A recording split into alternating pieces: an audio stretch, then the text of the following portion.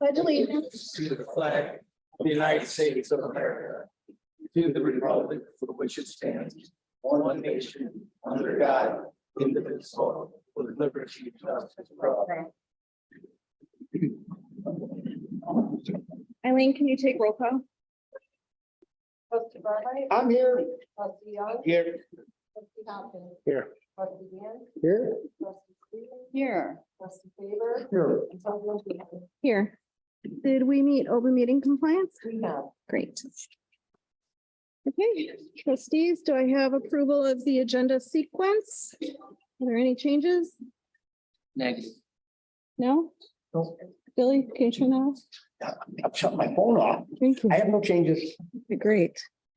Okay, at this time, we are going to do public comments on agenda items only. Please address the board and there will be no back and forth discussions. I'm going to call on Bob Zuber. Please come forward. State your name and address to the record and please speak into the mic so everybody can hear you. My name is Bob Zuber. I live at 27246 Camp Lake Road. I'd like to make some comments on number 4. Works collection system for Belmar subdivision. I've been a lifelong resident of Salem. I'm also a water operator. I've worked for the village of Caddock Lake for 5 years as water and sewer. Worked for Antioch for 5 years as water. And I've worked for the last 16 years for Winnetka and was a water operator. I've also been the responsible operator for the village of Antioch for 11 years while working for the village of Winnetka. Own 3 homes in the Belmar subdivision. 2 have grinder pumps. 1 is on gravity feed sewer, because not all the homes in Belmar are on pressurized system. And I really believe that the village should consider staying with everybody going to a gravity feed collection system. It doesn't make any sense to have our crews go out and maintain 200 pumps on homes and we maintain 4 pumps and 2 lift stations. I'm not exactly versed on what the engineering plans call for as far as how many lift stations were put in, but it doesn't make sense to continue maintaining all these pumps. Another thing is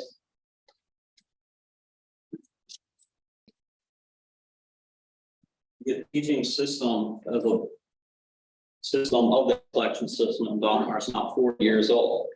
So this would give us the opportunity to go through and remove all those mains and minimize the risk of sewer main breaks in the future as there has been in the past.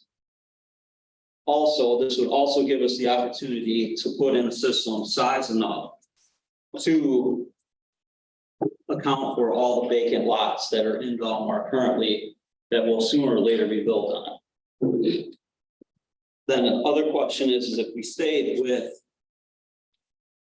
the collection system that we have now, we put in, who's going to pay to upgrade all the electrical in the homes to feed the new pumps that will be going in?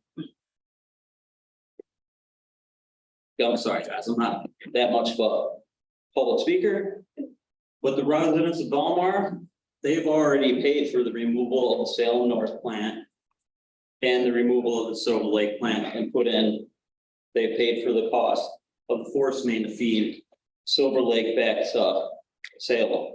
So why wouldn't they have the right to have a sewer system that they no longer have to pay the electrical cost to pump the sewage? They should be able to put the sewage in the system the same way that any other in the village of Salem does. And then they can know it goes to 2 lift stations with generators that if the power goes out, they don't have to worry about backups. Or they don't have to worry about check valves breaking in their own homes and flooding in their own front yards. And I strongly urge you guys to talk to our crews that are already here because they are used to working on a standard collection system. They're used to televising the standard collection system. They're used to maintaining these systems. They are the professionals in our system. I personally believe staying with the pressurized system that we have is like taking a 40-year-old car, changing out the transmission and saying it's great now. And then we're just going to try to drive it for the next 40 years. you're gonna change out the transmission in this, and then we're gonna have to go after individual lines as they break, as they wear out. We're still gonna have to have our crews ready to go at all times for emergencies in the middle of the night with the people. It's simply not fair to them to not have a system. This is our way. If we change this all out, you guys be known as the board that got this system done. This is something that's been pushed back and pushed back and pushed back. It's really time to take it to today's standards and move it to a gravity system and completely upgrade it so that it's ready for the next 40 years. Okay. Thank you. Yep. All right, let's go.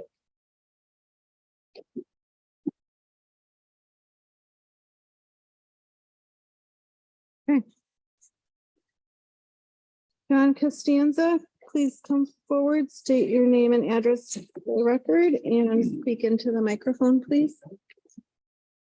I live at 120 217th Avenue in Bristol. And I'm here to talk about the agenda item related to Lake Shangri-La. And specifically more in the launch arena I'm talking about. So I'm not sure if you're aware that Lake Shangri-La maintains its own invasive weed program. And we've had the DNR out on multiple occasions talking to us about how the lake should be maintained and telling us that we're doing a really good job. We can see native species growing. We have right now, actually in the area of where the launch is going to be, a lot of lily pads, which is a good sign that our lake is in good shape. The funding for our invasive weed program comes from the residents of Lake Shangri-La community. About 80% of the people around the lake pay a membership due. And then we also have people that aren't necessarily around the lake that pay the dues as well. And with the launch, we're concerned that the risk of invasive weeds as well as invasive marine life will increase, and therefore perhaps increasing the burden on us to pay more for it. Now, let me explain that a little bit. We do have a launch at Lake Shangri-La today. For the most part, the way that is used, for the most part, is that people like myself take their boat there in the spring, launch it. In the fall, we take it out. That's the way that launch is used for the most part. Therefore, the risk of bringing in a foreign weed or marine life is greatly reduced because you're basically in the same lake all the time. Now, there are people that go to launch that don't necessarily do that. They have their boats in other places. But with a new launch, the risk is greatly increased. And so what we'd like to propose, and we know that there's a strong feeling, or we believe there's a strong feeling for the launch, that the Village of Salem Lakes assist us with our invasive weed program in conjunction with the addition of the launch, if that actually happens, to our lake to help us to help you guys maintain and us maintain a navigable lake, a lake that's, I won't say free of invasive weeds, but is at least a usable recreational lake for everybody that is uses our lake and lives around it. So that's what I wanted to say. Thank you. So much. Thank you. Kathy Hoppinen.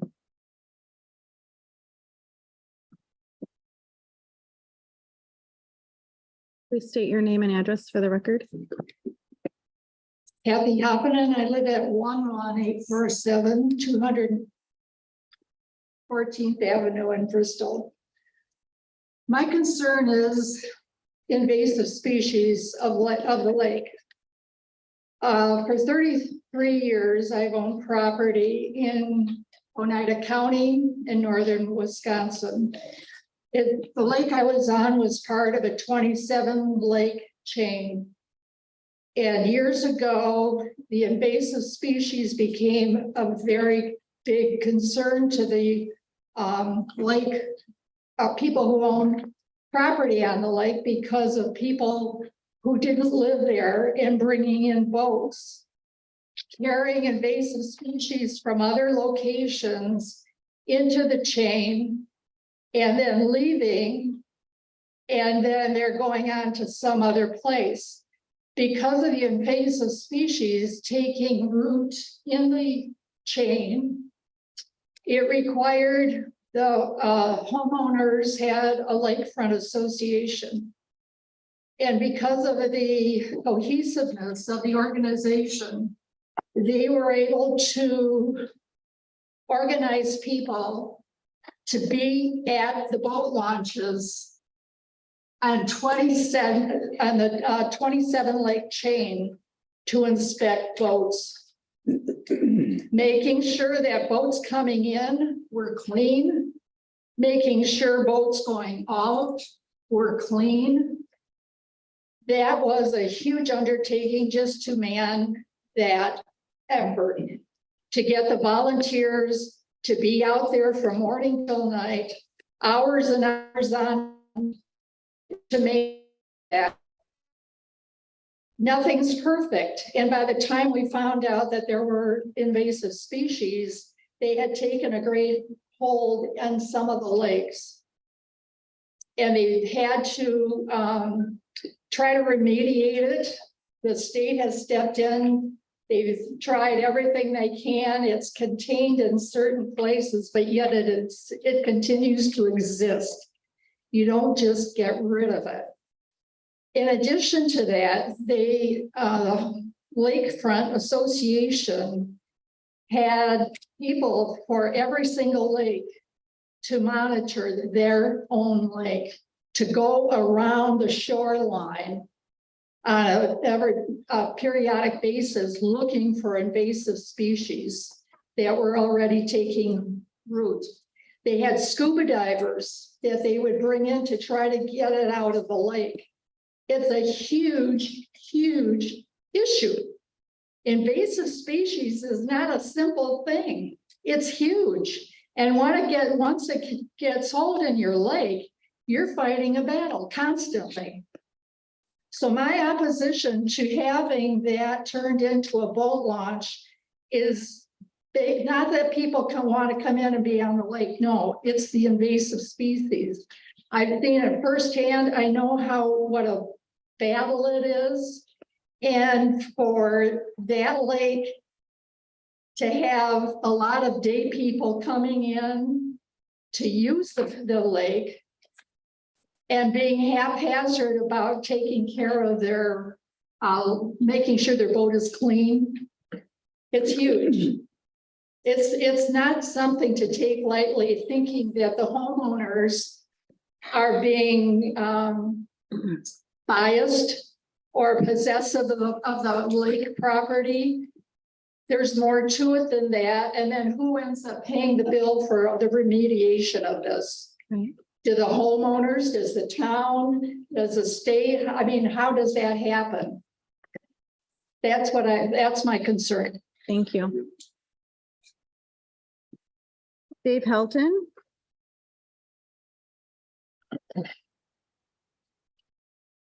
Please state your name and address for the record and speak into the mic. Good evening, everyone. My name is Dave Helton. I'm at 22206 120th Street on the Salem Lakeside. Also the Vice President of the Property Owners Association. I'm also in charge of maintenance of the invasive species on our lake. Previous two speakers, I couldn't have done better. They did a great job. So that is a huge concern with all the people that live on our lake. The only thing I'm going to add to that before I get to the point where I want to make some suggestions to talk about is the only problems that, other than that we have seen of people coming in, we have a lot of, we're getting to have more VRBOs than we care to see on our lake. Those are issue people. They come out here, they don't seem to be addressed properly by the people that own the homes. And unfortunately, just from a safety standpoint on the lake, it's horrible. They don't follow the rules. We wish the DNR would be out there. They're not. They've got constraints, I'm sure. So that's the only thing I want to say about that. Really, what I'm here to do is voice concerns about safety at the area that they're proposing to launch. We do have some homeowners here tonight that do live adjacent to that property. At some of the previous meetings that we've attended, we did suggest some potential alternative sites on our lake that might work better than exactly that location. The problem with that location, first of all, we're losing some valuable green space, little park there. We've got kids out there playing ball and having fun. They walk down, they go fishing. That's all gonna go away. We're gonna lose, and I know this isn't your issue, but potential revenue for you take care of the invasive species. We're gonna lose revenue from piers. And for people that have had piers for a number of years there, they're gonna have a hard time then. What's gonna happen to them? Where they've had it for years. And a lot of these people are up there in age. So it's easier for them to have that pier. And also there's potentially to whomever. And from what we understand, it's going to be those, if they take on piers as well, it's going to be available only to the constituents that live in the Salem Township. What I'm hearing, Bristol people, they're out. That's what I've heard. Maybe I'm right, maybe I'm wrong. But some of the bigger concerns there, there was a sign posted there, talks about a deaf child right there in there. Now, anyone that lives in that area, and I'm around the corner, so I'm mildly concerned as well.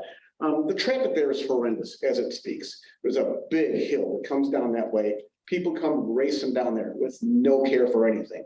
So having a deaf child there is really counterproductive to having that site being looked at as a proper site.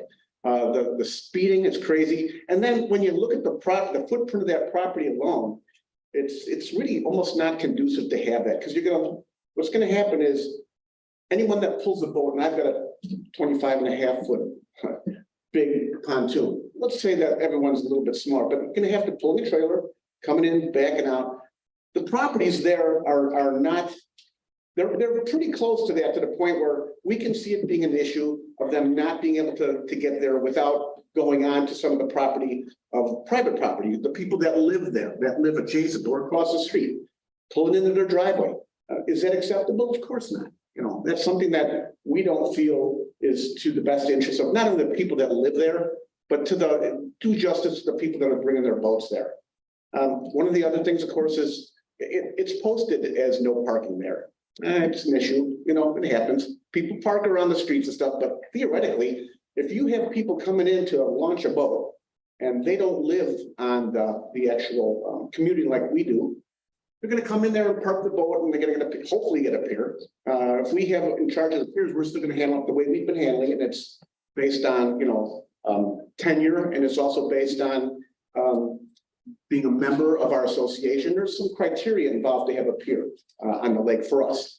So if we get kind of pushed out of that, what's going to happen is you're going to get all these people that are going to come out there. Now, I don't know about you guys, but when I have a boat, it's not just me and my wife. It's a lot of people on there, and we're out there to have fun in a safe manner. But what happens is when people come now to go, where are they going to park? Because there's going to be, anywhere from 6 to 10 people, hopefully not that many, on the boat when they go around. And we call it the perimeter.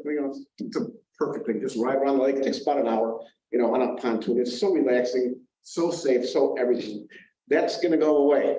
So you're going to have all these people now, they're rushing to try to find parking places. Right. Where do they park? It's a huge safety concern. And not only for the fire department, they have to come in there, what's going to happen? There's going to be people in the way. So I don't want to focus too much on the parking issue, but really more of as the previous speakers talk about, the invasive species controlling that. We had a zebra mussel problem for a while, went away, going to come back. I've got a bad feeling it's going to come back. And maybe it was, or something we did or didn't do, but bottom line is, like the previous speakers said, the DNR is very happy with the way things have gone, the way we've treated the lake, and we take pride in that. And again, it's at our expense.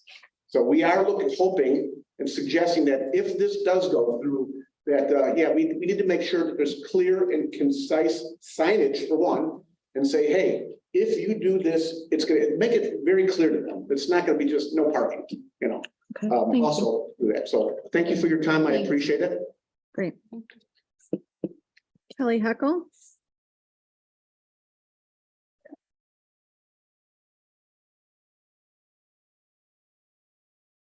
My name is Kelly Paquette Heckel. I live at 9427 67th Street, Kenosha, Wisconsin. My husband and I have had an almost business here for 4 years. I was initially gonna talk on a couple other things, but I'm gonna start with number 2 in planning and zoning. I just noticed, the discussion that particular proposal. My concern is only that we already have someone from that company or corporation, I believe, working for us, and they have not been, that particular person has not been easy to work with. So that's just my opinion. I don't know what you all have determined. It's your decision, but I can tell you that that was a real issue for us. And I not only saw it for us, I was in on the meeting for the general dollar store, and it was the same kind of tactic. Pushing and pushing and pushing for things that were not necessarily code, but way beyond code, and making it look like they were. Okay, so there's that. Then the other thing I want to talk about is number 4 and 5 for the administrative office. I am confused because my understanding is that these 2 individuals, there were some issues with their work. Okay, issues with their work within some businesses. 2 in particular that now has become pretty extreme, taken a long time. And when this started, these 2 individuals hired their own attorneys. And it was stated that the attorneys for the village would not be paying for their support. Now, after many months of them, I'm assuming they were hired attorneys because they were afraid of the village, what the village would do to them. I don't know. Now they want the village to pay for their attorneys after the fact, instead of coming to the village initially and saying, hey, this is what's happening. We think we're going to need some attorney support. They didn't do that. They went and got their own attorneys and now are expected to be paid for it.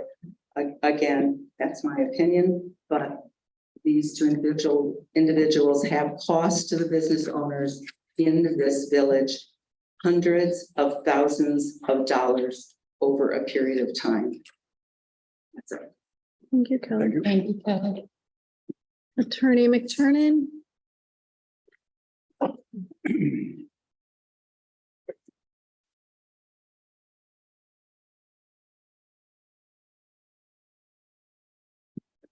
Michael McTurnan, 6633 Greenwood Road, Wisconsin, 53142.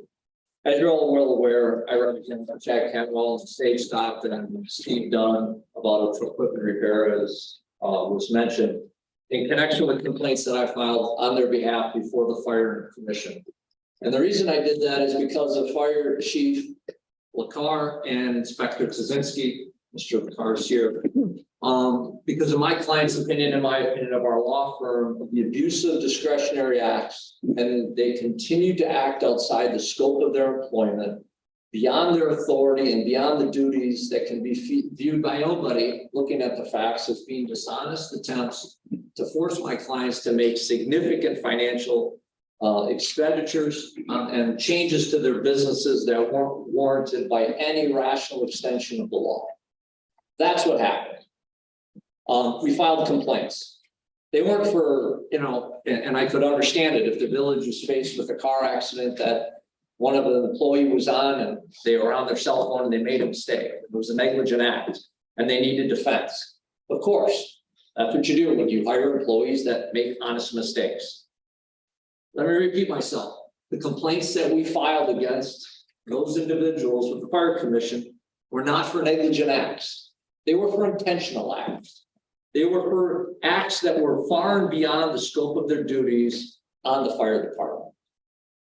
My clients have vehemently disagreed with the scope and application of the fire department and the fire safety codes that they have tried to force on my clients, that have forced them to spend well in excess of $100,000 addressing over the last 4 years.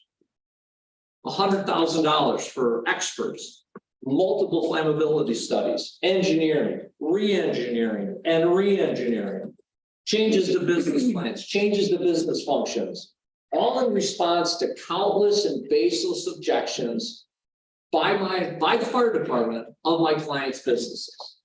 That's what the basis of the complaints were. In connection with that, the village reached out to us and asked us if there was a possibility to find a resolution. I offered, my clients offered, have the village hire anyone they want in the entire United States of America to come in at their cost, provide an analysis of the complaints that I provided and saying, you tell me, you tell my business clients what they have done is a violation of NFPA or any other code in the state of Wisconsin with jurisdiction to the fire department as it relates to their businesses. Do it. We welcome it. Well, the village found someone. A consultant the village has used, FSCI. They came in, my clients opened their doors and said, tell me what the problem is with my clients' businesses. Here are the list of things that we've been complaining about. We have engineered and re-engineered, studied and restudied. I mean, the village of Pleasant Prairie did their own flammability study at one point because there were things that my clients supposedly did wrong. Well, I can assure you, tomorrow was supposed to be the start of a hearing that we were supposed to have on my client's complaint because of the fact that this independent party came forward and said, well, I guess what? All those things that you were told you needed to do, a significant number of them, not only do they have no application under the FS or under the NFPA Fire and Safety Code, but what you're doing is perfectly safe and allowed under the law. We have suspended the complaints and suspended the hearings in an attempt to see if we could reach a resolution on this matter. My clients have reviewed the preliminary findings of FSCI, and they are in complete compliance and complete agreement with everything they have stated in that report. That's not what my clients were told 4 years ago, 3 years ago, 2 years ago, a year ago, or even as recently as the last time they were in my client's business. And let me just highlight some of the things that they've insisted. The fire department insisted, after I think at least 3 flammability studies, that my client needed to keep his antifreeze coolant at least 36 inches above the ceiling. Now, this isn't something that starts on fire. It's not gasoline. It's not combustible. It's antifreeze coolant. FSCI came in and said, well, yeah, that isn't true. You can keep that up to 24 inches from the ceiling because it's non-flammable. The next, my clients at ATI or ATE wanted to be able to have, as this board is well aware, wanted to be able to put a fence up and enclose his property. He was told by the fire department, you need to keep fire lanes around the entire building so you can protect the building from fire. You need this massive fire path around the whole building unobstructed. We brought in engineers, experts, consultants that said, Mr. Dunn's building isn't 100 by 100. The code doesn't require a fire lane of that nature. And the first thing out of their mouths was, yeah, 150 feet is the distance that you need if you needed to have the ability to back in and need at least up. If you could go 150 feet, you still could back up. You don't need this continuous circular path around your business. It's exactly what my clients have been saying forever and is why it has taken years. I'm talking years to get a fence installed. And in one visit, an outside consultant said, there's nothing wrong with what you planned. There's nothing wrong with what you built. There's nothing wrong with your site plan that you're allowing for protection. Your building's not big enough. And this isn't a building that was just built the other day. It's been there for decades. The other most egregious aspect of it is my client wanted to be able to install through the electrical code, through the building inspector, certified outlets that were allowed him to plug in his heaters of his diesel vehicles so they could stay warm in the wintertime, and to plug them in with an extension cord. He was told he's not allowed to do it by the fire department because it was a fire hazard. Then the fire code inspections looked at it and said, that's an electrical issue. And if you're using certified electrical cords, there's no other way to plug a block heater in unless you use an extension cord to your grounded certified outlets on your building. Of course you can do that. Again, my client sat there and said, I've been fighting this for years. For years. And you're sitting there saying if the electrical code is loud, of course you can plug an electrical extension cord in it. That's what it's designed for. Pull your trucks up, you're perfectly fine to do it. Mr. Campbell at the state stop. He's had this hood system in place since the 1940s.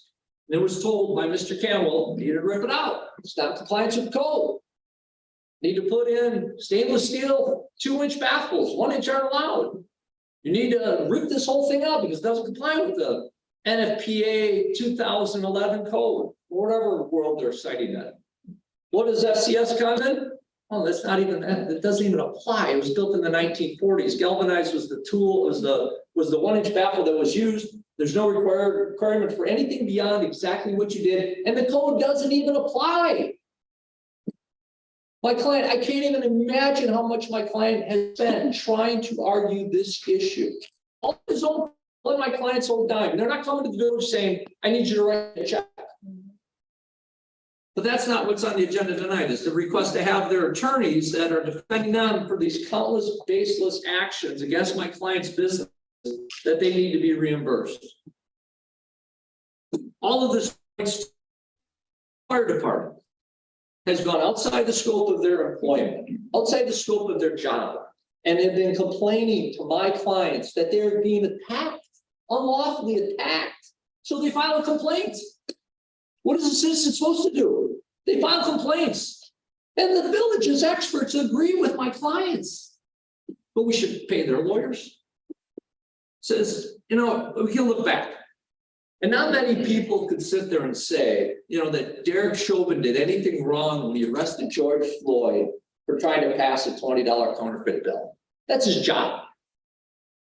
But we all agree, after watching the videos, it wasn't his job to put the knee on the neck to kill the guy. Well, I can tell you, everyone, my clients have no issues with the fire department inspecting their buildings. Bring them in. They welcome the village's inspectors. They welcome people to come and do their job. But at some point, someone in the village needs to stop the madness and pull the fire department's knee off my client's business necks. The first step is you deny them from getting reimbursed for their attorney's fees. Thank you.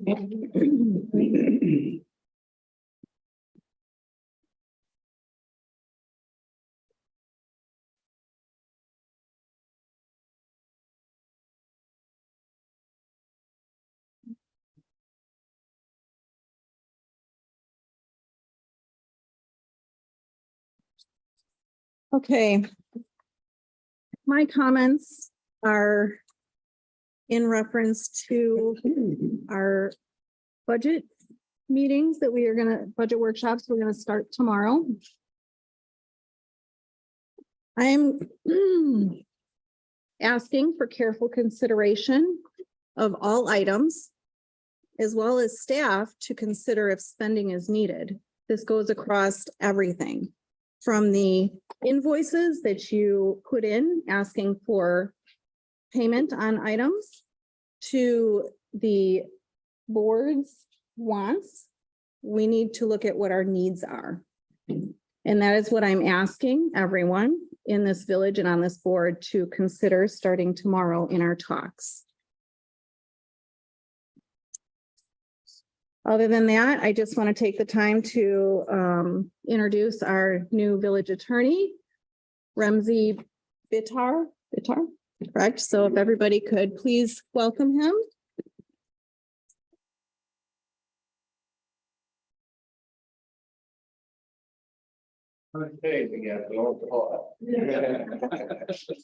And then the last item I want to talk about is we started to have our interviews today for the village administrator.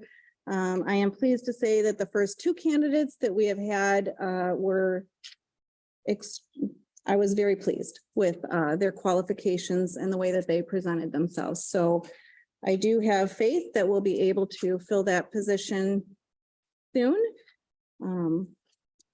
with someone that will come in with some experience under their belt and be able to help us through these items. With that, we will move on to the agenda, to our presentations, petitions, communications, and other agency reports. Number 1, discussion of trick or treat days and hours.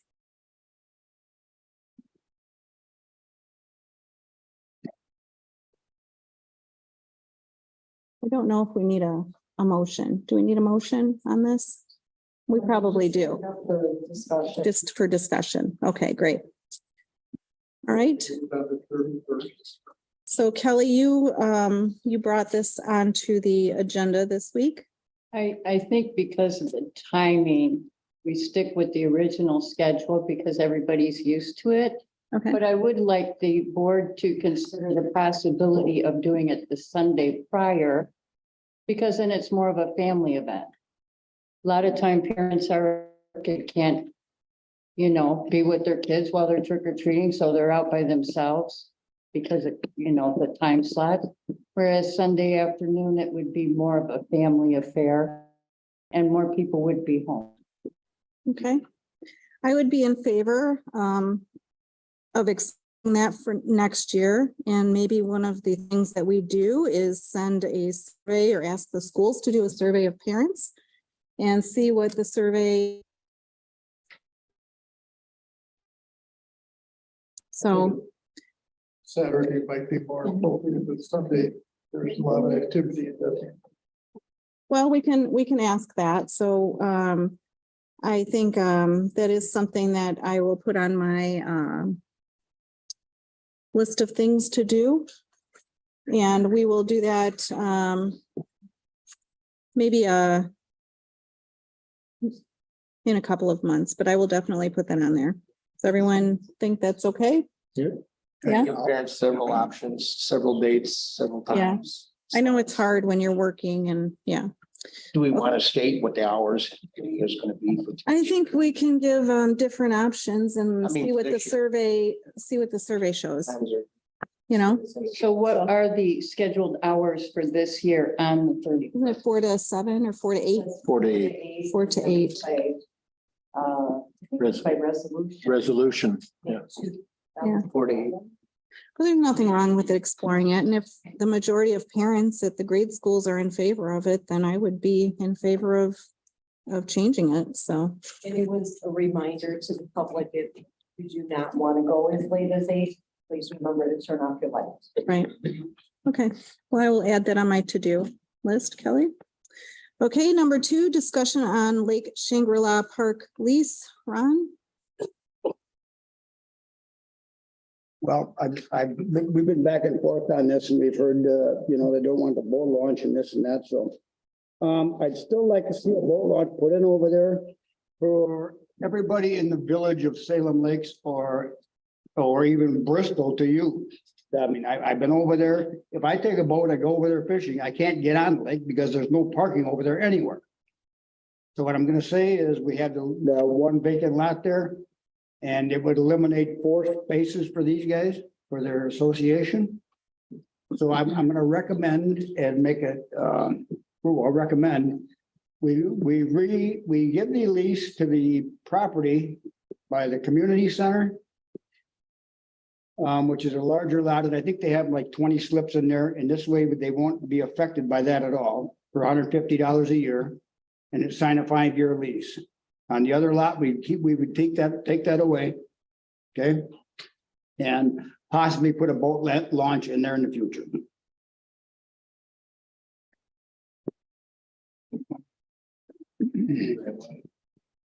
Now, you're only talking a couple of boat slips there, or I mean, a couple of parking spaces anyways, right?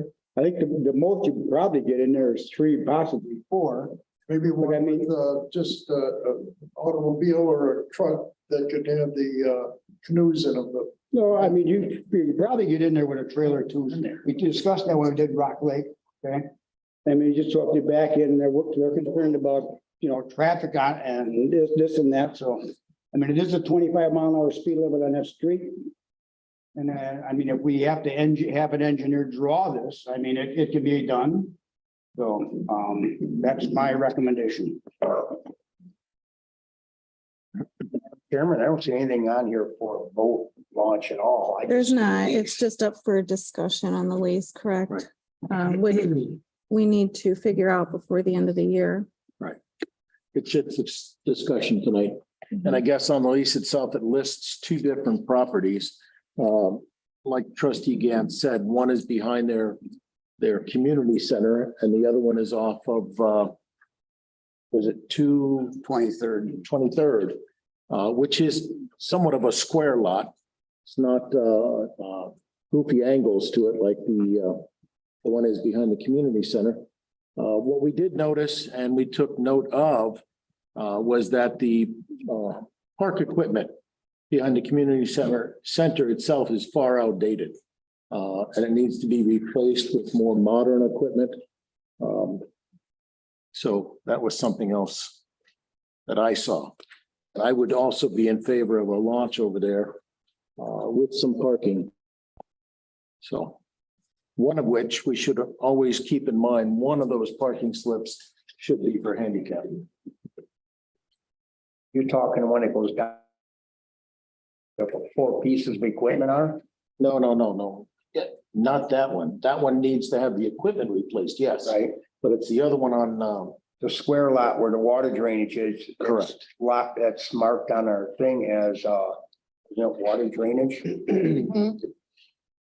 See, I see some red flags with the traffic, with no parking. You're only gonna have limited amount of parking, so what's first come, first serve? we're not talking the residents of Lake What Shangri-La. about the parking there. deaf child as well? We're not talking about the residents of Lake Shangri-La parking in I there. understand that. We've got children throughout the village where we have signs put up, Okay. deaf child. I'm just throwing it out there for discussion. Yep, absolutely. Okay, that lot goes down pretty steep. It goes the road. Well, have you been out there? Yes, I was just out there Sunday. Yeah. Mr. I've been out there Barhide. as well, it's not as steep as what most would make out to be. And I think with the proper engineering, as Mr. Gant said, it is something that's doable.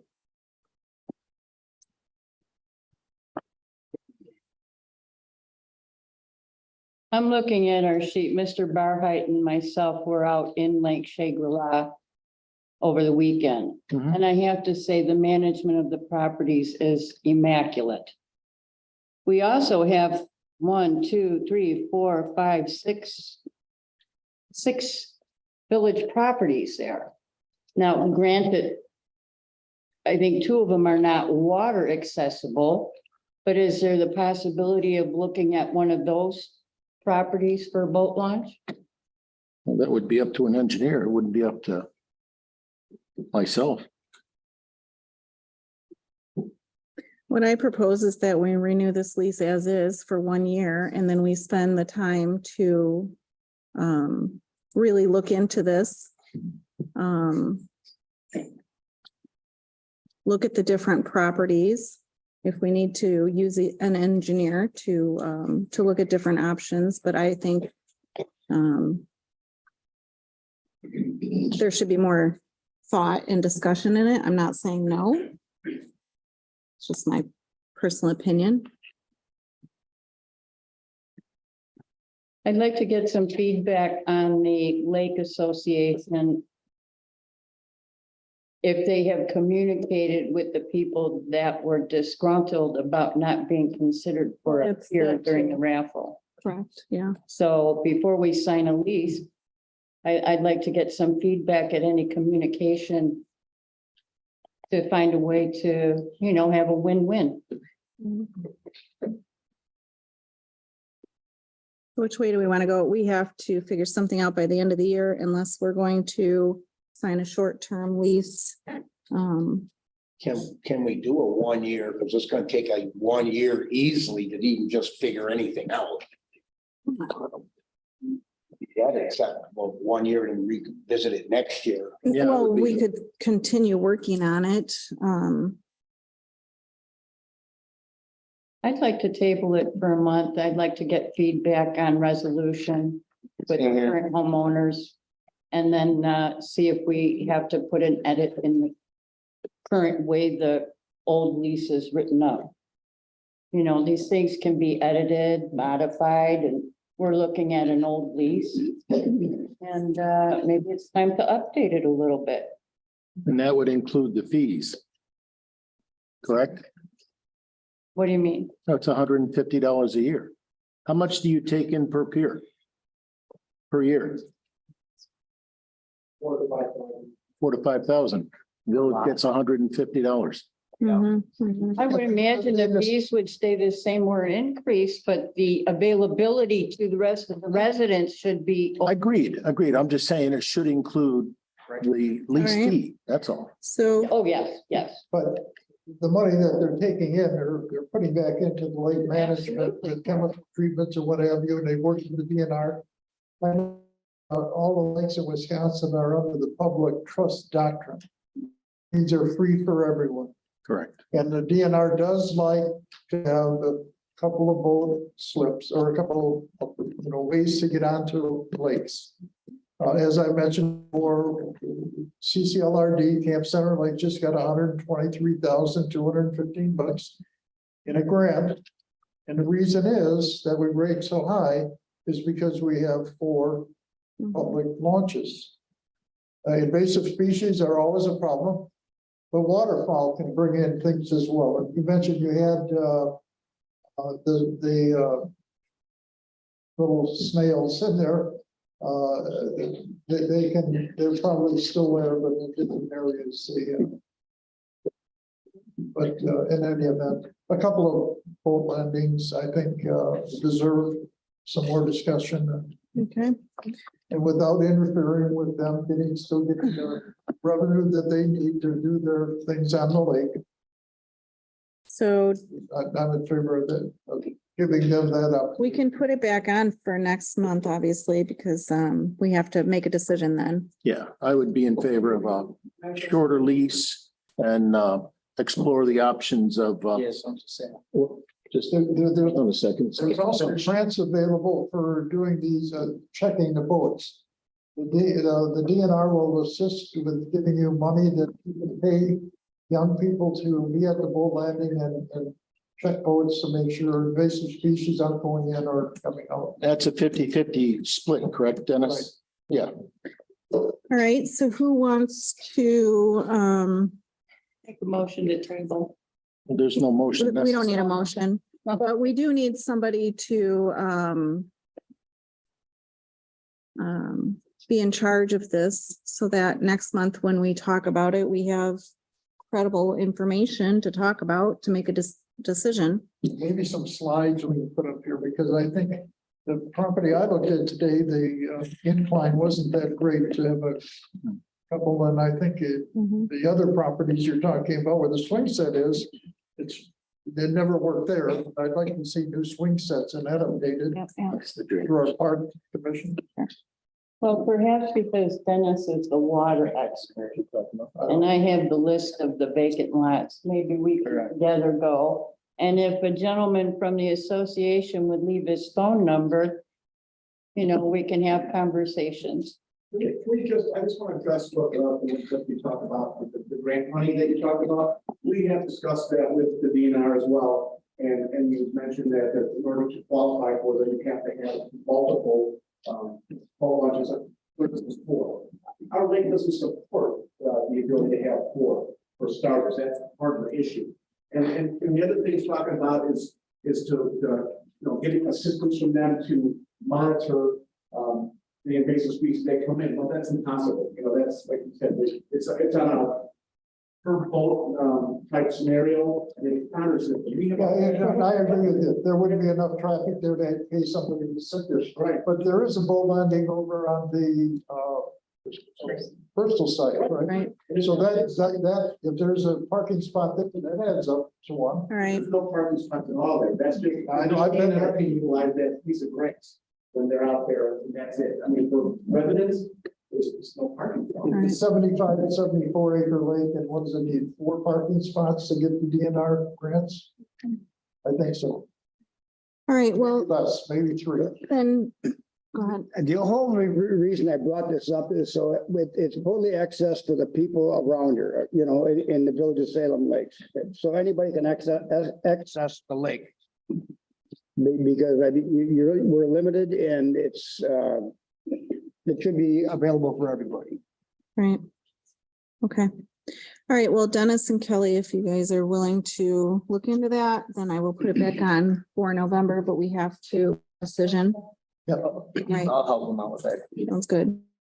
Okay, we'll move on to Public Works discussion and action on the purchase for the 521E case loader from Aero Tire Center in the amount of $6,622. So moved. I'll second. Farhite and Faber. All in favor? Aye. Aye. Anyone opposed? Motion carries.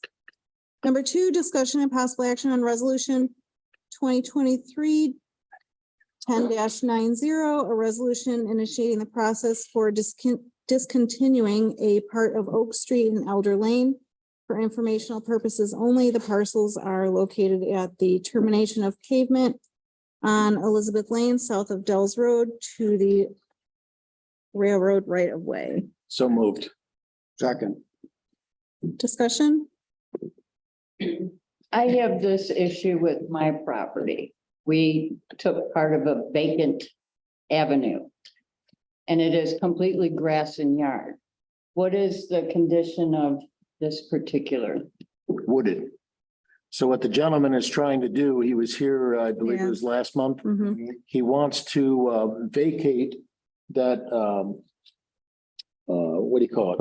Right away. The road The right. right of way for the road Oak Street, so he can subdivide the property and sell it. Because right now, it's not sellable the way it is. Generating any taxes. And how many lots is he trying to get out? I think it was Two, three. three. One. I can, he's combining. One, oh, sure, Jonah.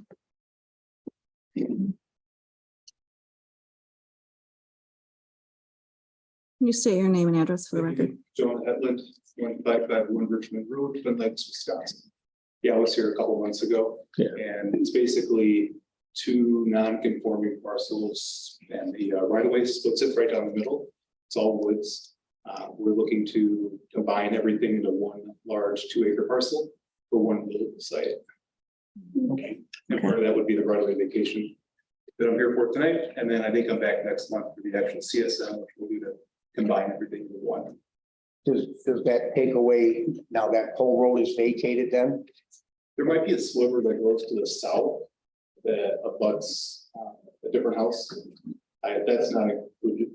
I mean, there's nobody between you and the access then. It's, you're gonna make one lot, you have your own access. That's right. And you're not gonna block anybody else farther down.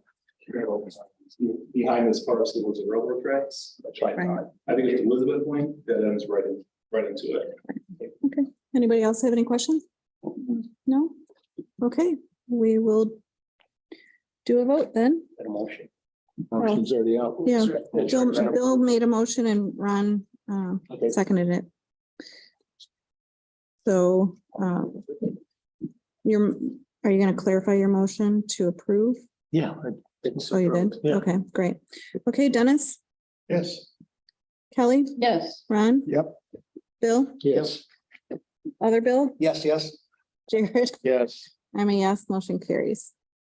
All right, number three, discussion and possible action on an easement agreement between HC1 LLC, HH2 LLC, GC3 LLC, and the Village of Salem Lakes to allow for the maintenance of storm sewer improvements.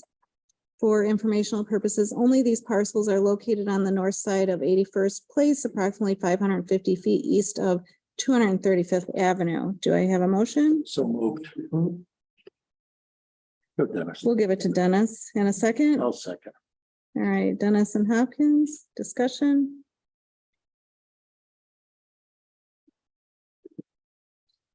Informational purposes only, correct? No, discussion and possible action. yeah, Yeah. are the Sybils here? No. This is the all. Oh, that's you too? Oh, if you need to, do you need to? Only if questions. Do anybody have any questions?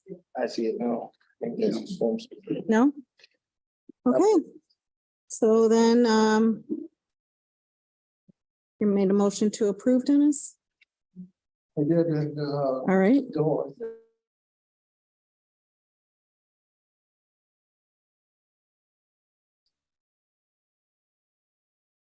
Yes. Dennis? Question? Are yours? Um, read what he had sent for an update. We have another gentleman here that will make comments, but after each are done. Sure. I think we should have just said discussion, not possible action. Dear Madam President and members of the board, the following is information that has come up since I gave the original presentation to the board regarding Velmar and Yaws sanitary sewer, at which time I was asked to work with staff to review this project. SLS 201, 203, and 208 rehabilitation project. As a result of working with Brad on the Velmar Yaws project, I came to understand that there were also 2 lift stations by Lake Shangri-La that were being upgraded out to bid at the same time. The name of this project is SLS 201, 203, and 208 rehabilitation. I requested a set of plans to review as well as an on-site visit to get a better understanding of what the lift station improvement project entailed. On Monday, October 2nd, I met with Brad, as well as several other village personnel, the interim administrator, and the project design engineer, Phil B. I don't know how to say his last name. We visited lift stations 201 and 203. Both locations are waterfront lots on Lake Shangri-La. Both sites have limited room for construction improvement work. However, Station 201 has very limited room for any additional structures or even room to perform the proposed construction work. As part of the visit, I did ask a series of questions to staff when I asked if either of these lift stations needed to be reworked very soon due to any issues. The basic answer was no. Site 203 has no issues. 201 has some needs, generator repair and a seized sewer valve. Both items can be fixed very reasonably compared to the current plan. I believe that this project can be placed on hold while value engineering is applied to lower the cost of construction by potentially 15 to 35%. The current engineer's estimate to upgrade these 2 lift stations is 1.5 to 1.7 million. Station 208 has a small upgrade proposed at 60,000. Status update on Velmar Yaws project. Approximately 1 week ago, the engineers at E1 provided a free hydrologic analysis, layout of a replacement low pressure common sanitary forced main system, and a recent bid tab from another village project in Wisconsin to use for estimating purposes to Phil B. of Strand and Associates. Now that E1 has provided this data, Phil can perform any remaining design needs and provide comparisons between installing the designed gravity system or replacing the existing low pressure collection system with an updated low pressure collection system. I would like to see the 2 concepts presented separate from the paving portion of the project. Yes, the neighborhood is due for pavement replacement in the future, but the beauty of low pressure system is that it can be installed outside of the pavement in the right of way. As of the writing of this email, I have not had a meeting with Phil B. and staff to review the 2 system concepts together. However, I anticipate such a meeting will be scheduled soon. I do know that Strand has engineers on staff that have designed low pressure collection. I specifically would like to know if Phil B. has designed one before, and if not, could he please team up with an engineer in his office who has? A different design approach would still deliver the necessary upgrades for asset longevity, improve site safety while providing additional benefits or reduce neighborhood disturbance, reduced overall project expense, and maximizing available room to perform routine lift station service work once improvements were completed. If having me continue to work with staff and the design engineer on these lift stations to see if value engineering would help lower overall costs is of interest, all you need to do is ask and I will gladly accept. Thank you, Pete Pulley.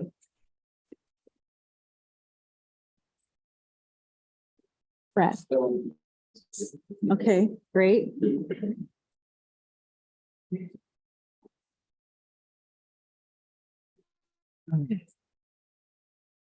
Last name is tricky. It's the dues. I need that phonetically spelled. So I don't really get into too much of a huge back and forth with what he had in there, but I can just kind of provide an update. So we did go to the lift stations last week with him. He proposed a couple of items for us to kind of look at for cost savings. And I'd like to talk to them about them, but I don't really see any major savings with them without creating more maintenance for staff or risks for construction, just the existing infrastructure.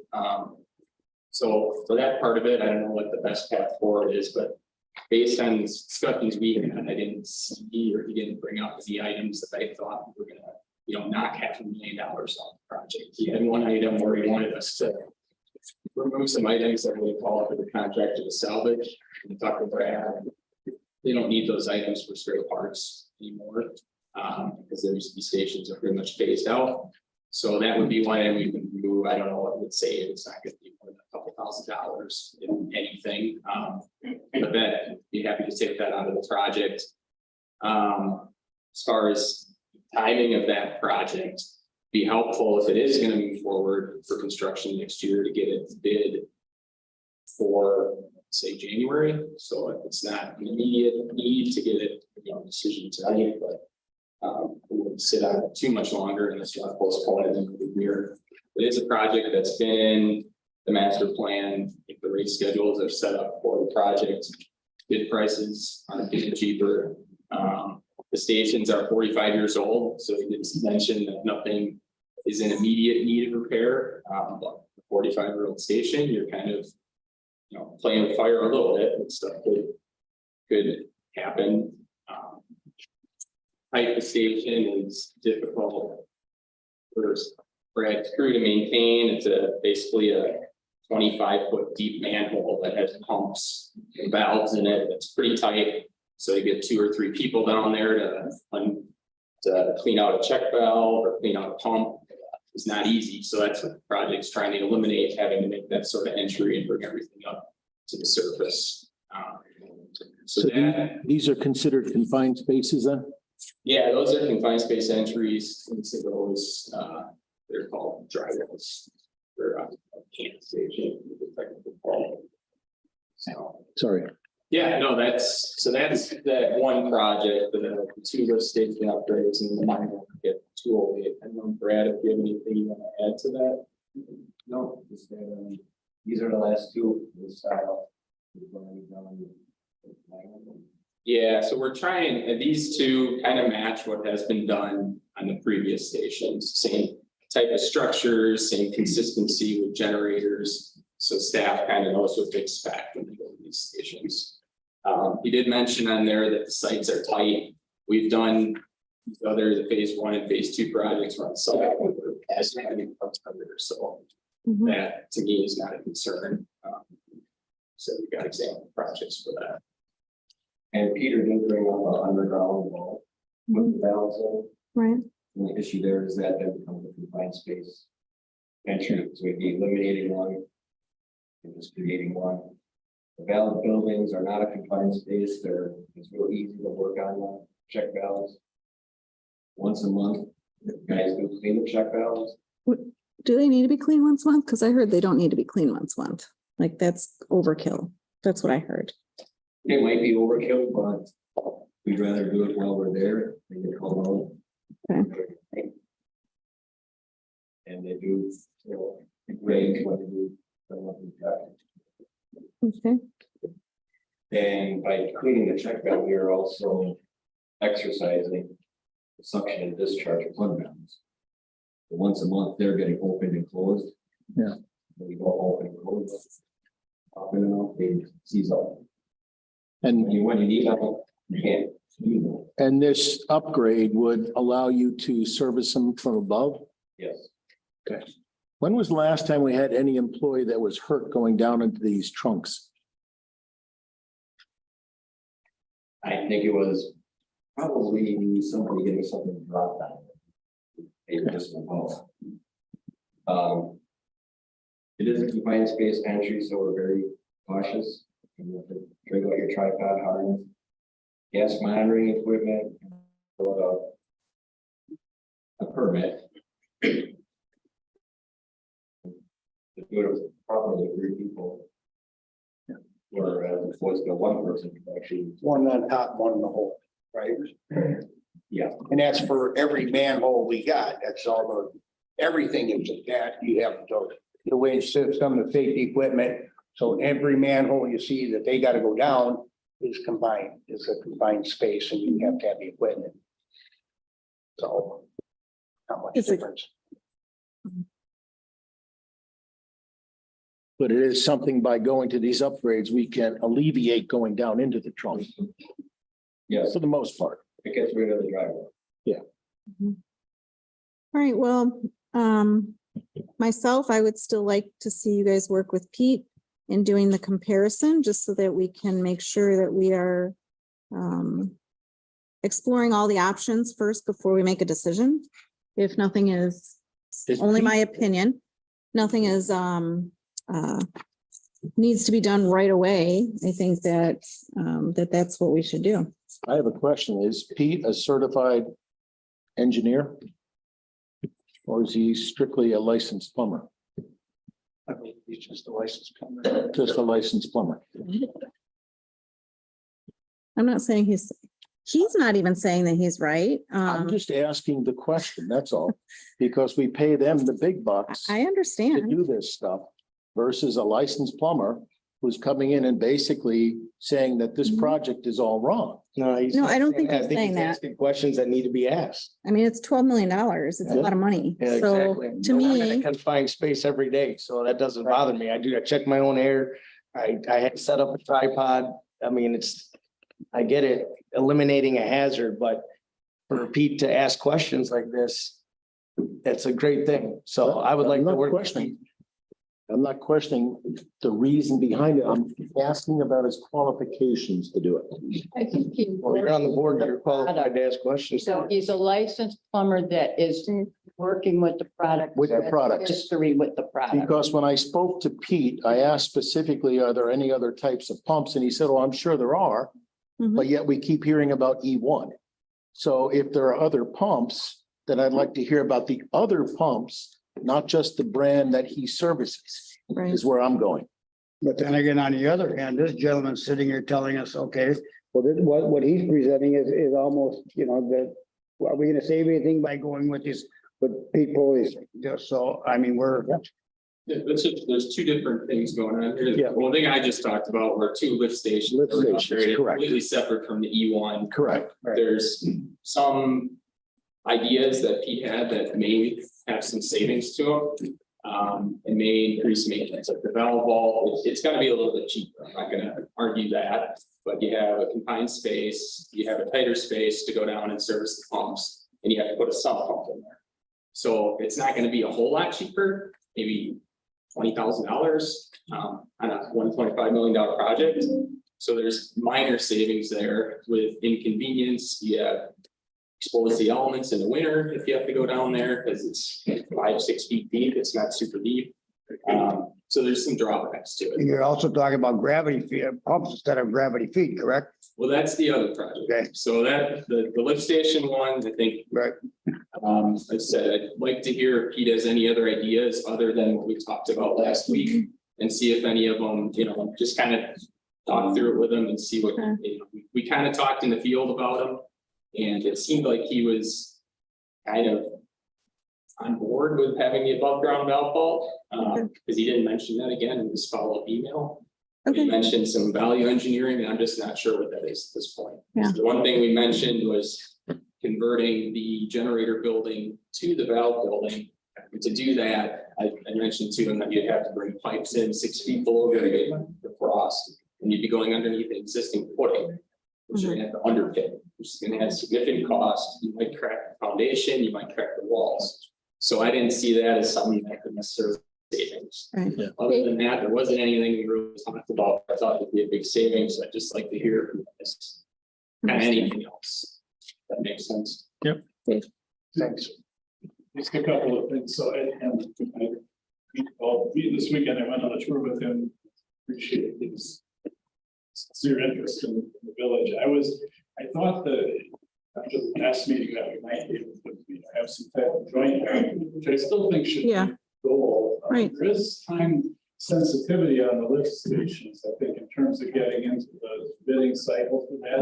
I'm not sure, Pete's availability and staff, but even November, we can pull it together would be ideal. I think in my mind, and I might completely resource for this. It's like anything else. There's pros and cons to, you know, you buy the Cadillac or the Kia or, you know, whatever the paradigm is, and each one has its pluses and minuses. I think that could be shown, you know, really almost on a chart, you know, and then you can decide is, you know, the confined space, you know, that's a perfect issue where, sorry, the trade-off, right? So that, I guess that would be a suggestion if you're not ready to make a decision tonight. The second thing is, Omar, I've been, you know, since the first day I was here, that was on the radar screen. That is a big deal, and that is a lot of money. And I guess, you know, with the speaker tonight, I've always wondered, I mean, the homeowners, all the ratepayers are paying for it, but it would have a significant impact on those folks. I wonder if that isn't something that you'd want to make just a special presentation or an Absolutely. itself Yeah. to hear homeowners there. Yeah, to be honest, it's a pressure system, or you know, again, it doesn't have to be limited to middle school. Mhm. It affects everything. Yep. I think good that's a great idea. So I just have one question for Brett. As far as the cost is concerned, this is already in our, the plan that we approved a couple of years ago, where we have periodic rate increases, correct? This is not going to add any more to that. And this was with this gravity flip station. You know, the master plan was originally adopted. They were re-adopted again in 2018. The financial spreadsheet that supports. And at that time, we had years and we had individuals coming in here that weren't really happy with the results of that. And the electric boxes that are in their house and the easements and the system we currently have planned would eliminate all of that stuff, right? Yes, we run a gravity lateral to the privately owned drainage lines to the property line. have we done a presentation to the property owners? Not to the property owner. Okay. We're planning an open house.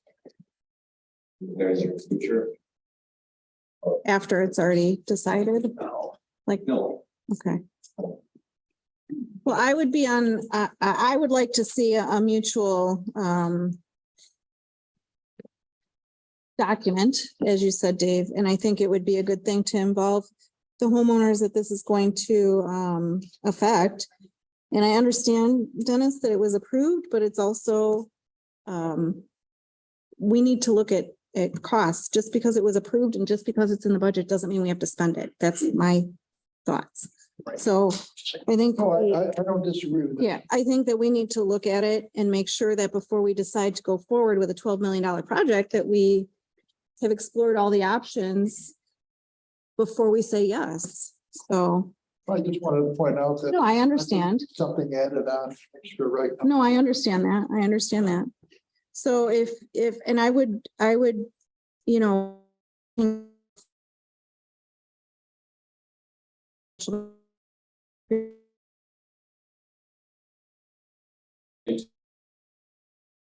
Mentioned.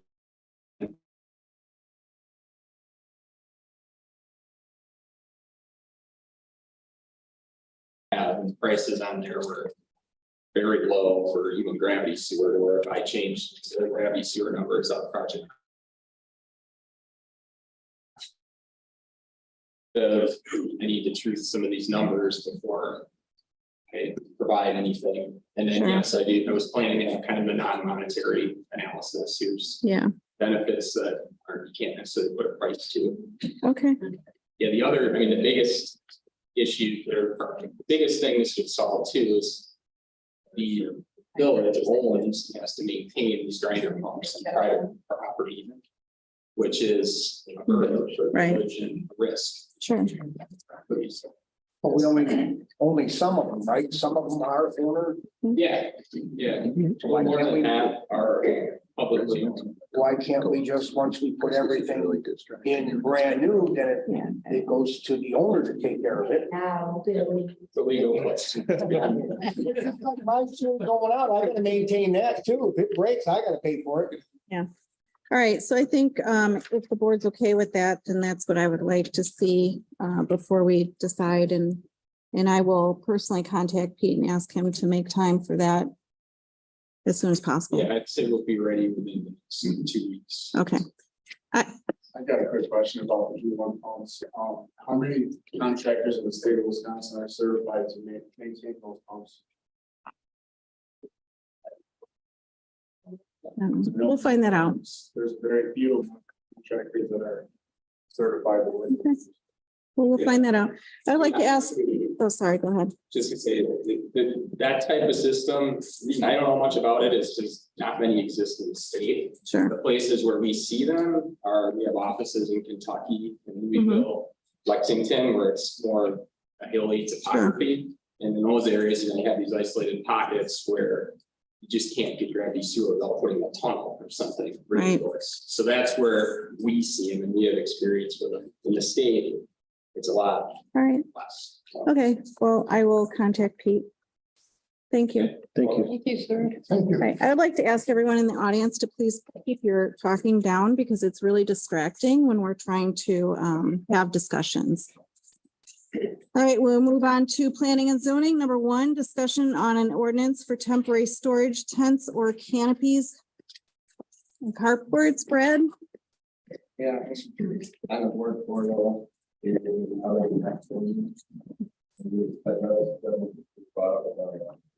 That's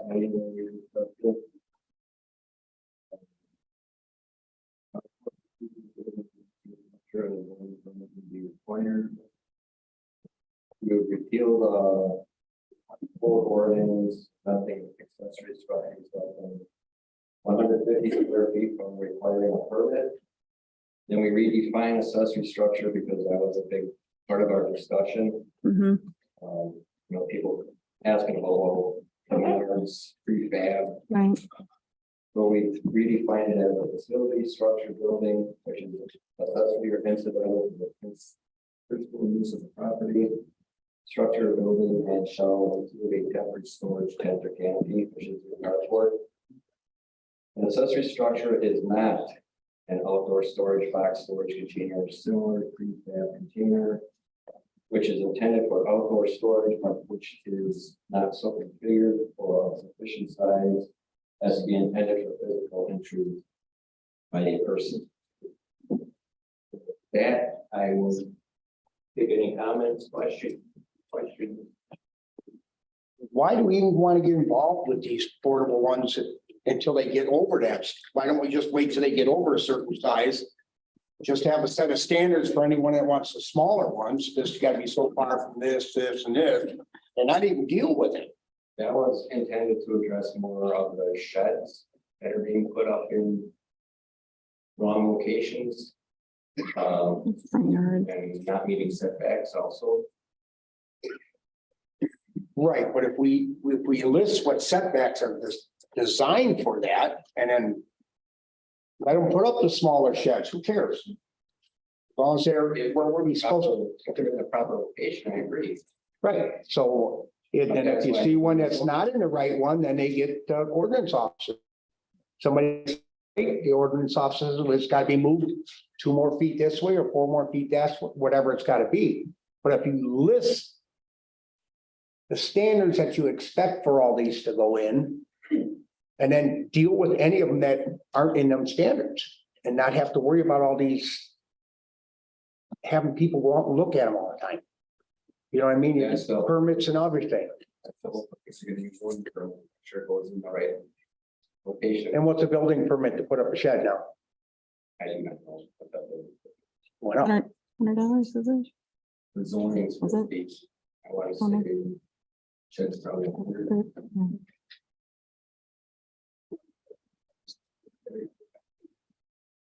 So can I clarify?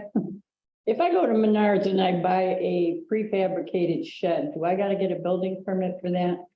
Yes. And I have to put it with setback lines and everything? Yes. I don't like. Better take it down real quick, Kelly. My, Right. And I don't consider them permanent. I mean, if it's gonna be something like it's meant, I would consider that permanent. But you've got these Mhm. I mean, if homeowners associations want to put these rules in their neighborhood, that's their business, but for the entire village of Salem Lakes, I don't get it. I don't know why we do the. I don't get it. Birthday carnivals are not allowed. Right. That in itself needs an ordinance. That's attached, usually attached. Parks in Carefree, There's a lot. and I'm sure they have their own rules with their community.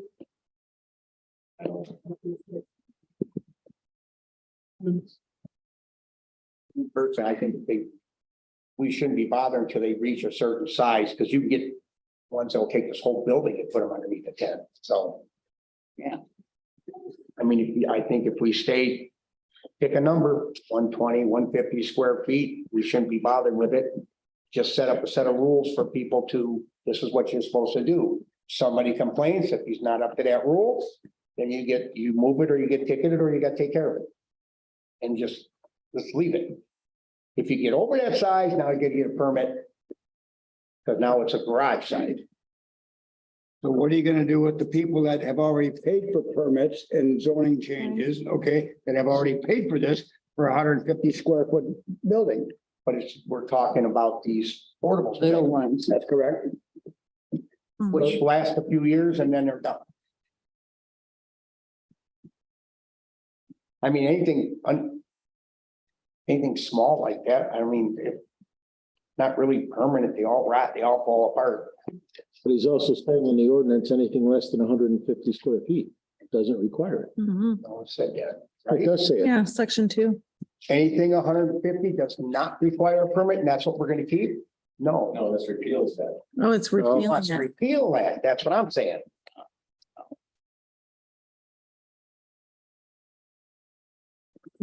I would like to table this for now, until everybody has a little bit more time to think about it.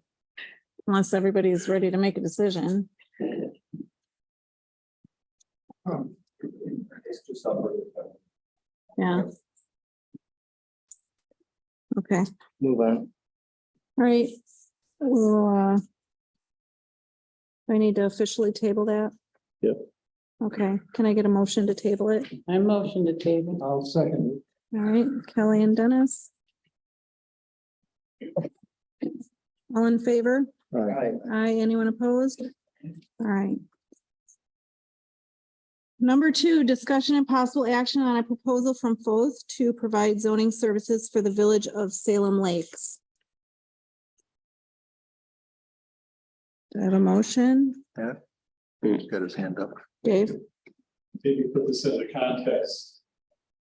Sure. That's all right. So Yep. this is at least to get the discussion going. And right now you've got Safe Built that's doing both building inspection and zoning, I think, for 4 hours in the village hall each week. And that's mission impossible to try to do both. And so the village is paying right now 8% of your zoning permit fees to Safe Built for those services. And a lot of the work is being performed by your staff is best that they can. So something in the equation needs to change, whether it's this vendor you haven't used in the past. I tried to get and had a proposal from someone I had worked with who does really good work when they have them draw that from personal circumstances that they were going through. So this has budget implications for 2024 as well. If we proceed with this, we have to talk about that at the workshop. So anyway, it's just to get the issue out on the table and how you want to proceed is. So this is we're talking for 2024 here? If we'd like to try to do something almost as soon as possible. Okay, okay. because it's persistent. I would make a motion to go with Boss for their planning and zoning for the remainder of 2023 with future discussions during the budget cycle. And I'll second that motion. I just have a question. Did we look at the county at all? I had like preliminary discussions with them, but no, we never. Because I would like to look at them. I agree. We've got No. issues. We've got issues because in the village of Salem, if you decide you want to get a permit, which is what brought about us taking over planning and zoning, you first go to the county to get one permit, and then you come back to the village to get a second. People were more than confused because they would come here first, only to be turned away to go up there and come back again. So it was very annoying to people. So that was the decision making that the village take over planning and zoning. It's one-stop shop.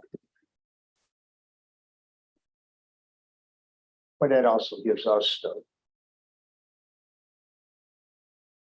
not so much right, it gives us a chance to give our opinion on it with the town. When you go to the county first, county's got a separate set of rules that we still follow all those rules, most of them. But that's another layer that we also get a chance to talk to. Otherwise, just send them right up to the county, so it comes back to us too. I don't follow what you're saying. If we have a one-stop shop here, they come to one location to get whatever permits they need. You have to have the company that does all that work, whereas the county does it all like they did before. It's two stops. As long as everybody knows, you go up to the county first, if that's what we want to do, and then you come back to us. We usually don't block what the county does. We've got 14,000 residents. We can't even communicate the hours of trick or treat, let alone go to the county first and come here. But at least the county works. Or is it gonna be like the building inspector? Inspector doesn't. How is this Read service people gonna for get 60 better? days, Because we have had terrible service, I mean, quite frankly. County people. I think with the zoning services get better, and then you've got to explore Option. options. So- for- Okay, Why don't we talk to the This council? is something that our current applicants for administrator are qualified because we are getting, within 4 weeks, within 3 weeks, to explore and utilize their experience that they have to help us make this decision. We'll have to ask them. I think, And, maybe the long term, not to get too far off topic, but the answer is yes. I mean, you could do this as kind of a stopgap here until you get the administrator on board and look at a more complete solution. I mean, it's tough and everybody's in both of them, whether you have an in-house person that has its Sure. pluses and minuses, minus being hard to find. Yeah. Versus, getting more proposals, but this, you could at least look at this as kind of bridging the gap until. you- right, and I would be in favor of that. Is there an actual contract we have to sign? He's right here. Step up. So I'm Jeff Mingle with both, met many of you in the past, and served in capacities over the last 2.5 years for the village, and really overseeing some developments that come in as you've requested and presented what the codes basically say for your planning commission approvals and your board approvals in the past, but also worked with some of your land use planning as well.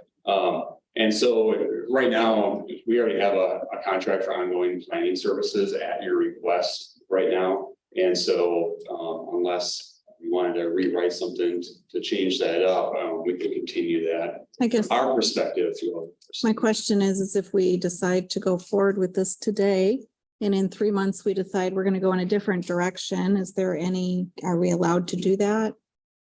I think that's certainly up to yourselves right now. I mean, we can operate under a new contract that says that out, or we could go with what we have. So how far out does your contract go now? I believe ours is, I don't know, I believe it's ongoing right now until change, because we're only operating capacity at like on-call, just for development services.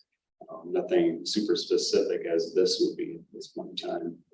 I might suggest that you would do just a simple separate contractor addendum to their. That's what I think we do. To make it clear, Mhm. so Short term, might change. that if we could do it where we could, cancel it with a 30-day notice, then I would be in favor of that until we can figure out something, because we have to figure out building inspections as well.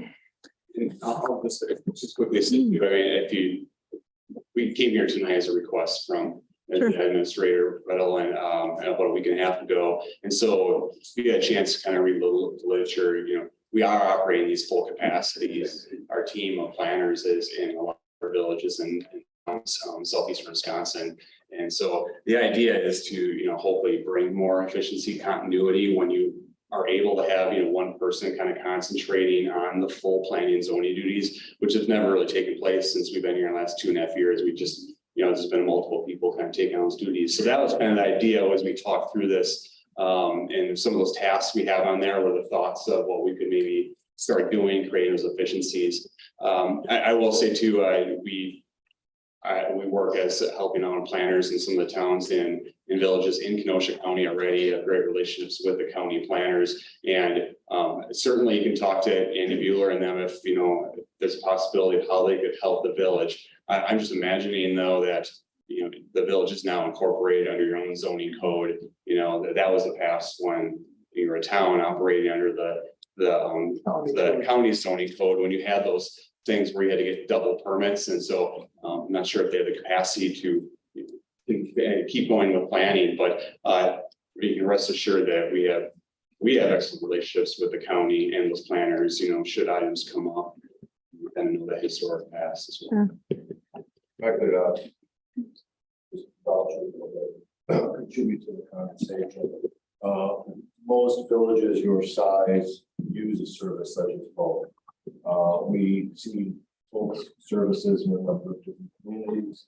I haven't seen Jeff in 10 years, but I was involved in a 6-year stretch of litigation for a city where he had previously worked, not because he did anything wrong. Won that case because he had provided accurate and timely zoning consultation to that city. And I do think that the village would be better served by having someone focusing on zoning issues or concerns. It's probably one of the single most important facets of being a village.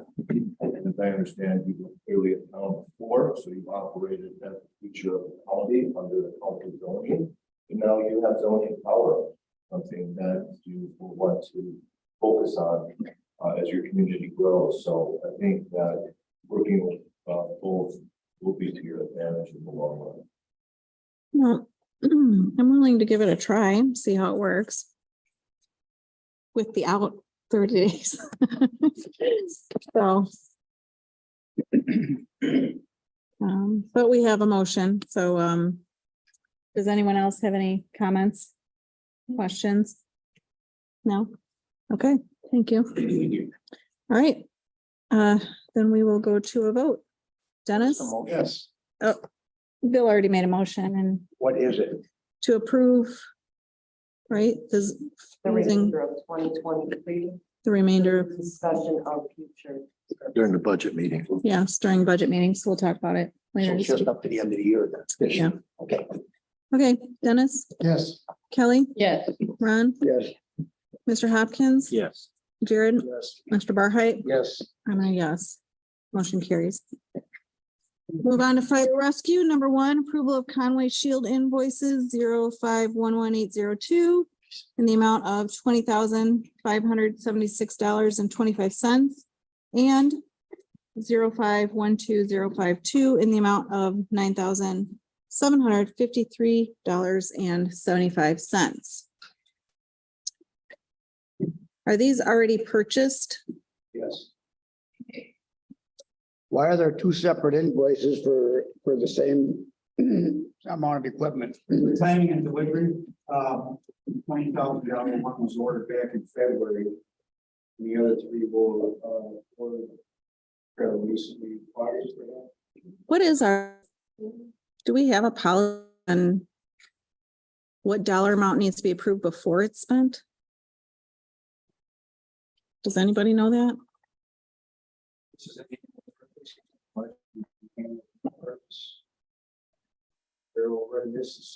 of this is for new people.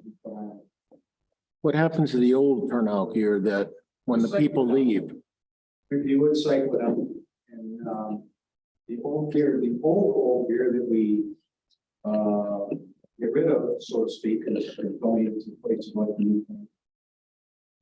We do cycle the gear, people in reasonable shape. So how often is that cycled per firefighter?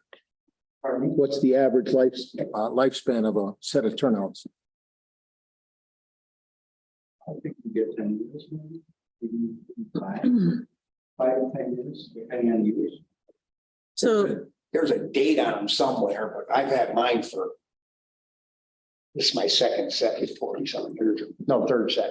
don't they absorb like chemicals and stuff, Bill? If you get into chemicals and you have to, your gear is no longer good. Yeah, we address that immediately if they're salty chemicals, but in case of turnout gear now, it's long lead times. Like I say, this was ordered back in February and,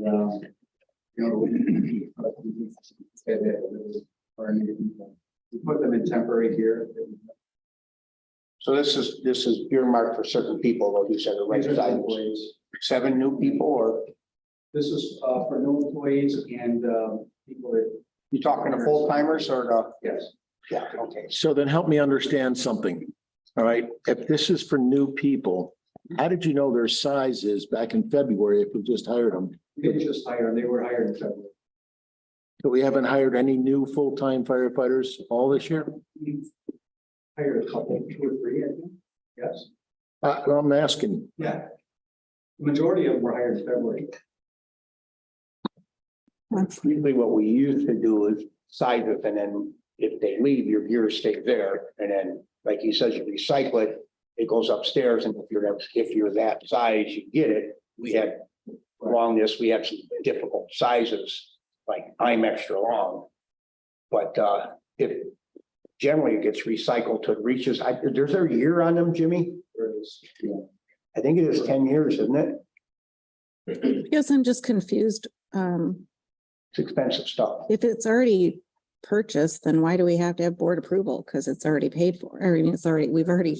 It's in the budget. Again, we do a purchase. For select people that use their gear and it's old. Wow. Just for future thoughts, I'd like to review our purchasing policies. It's on my to-do list when we get an administrator, yes. Okay, can I have a motion either way, please?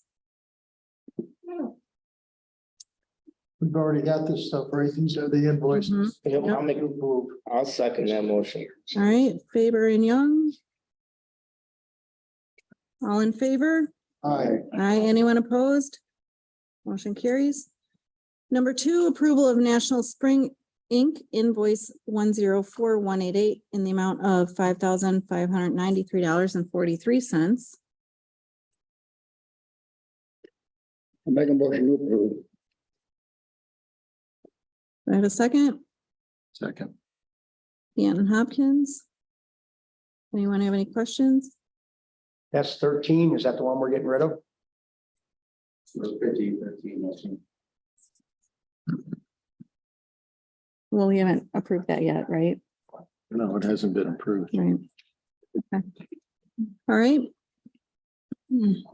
So we The bid or this work has already been completed? I'm gonna guess it's already done because there's a code on it already. Yep. And this is one you're looking to get rid of, this vehicle? Still looking at it pretty closely, but perhaps in November. Yes. Okay, Gotta be fixed. right. We had a broken leaf strand here. Walking in the process. Right. Okay. All right. So we have a motion and a second. All in favor? Aye. Aye. Anyone opposed? Motion carries. Number 3, approval of Zoll invoice number 900-92973 in the amount of $6,830.08.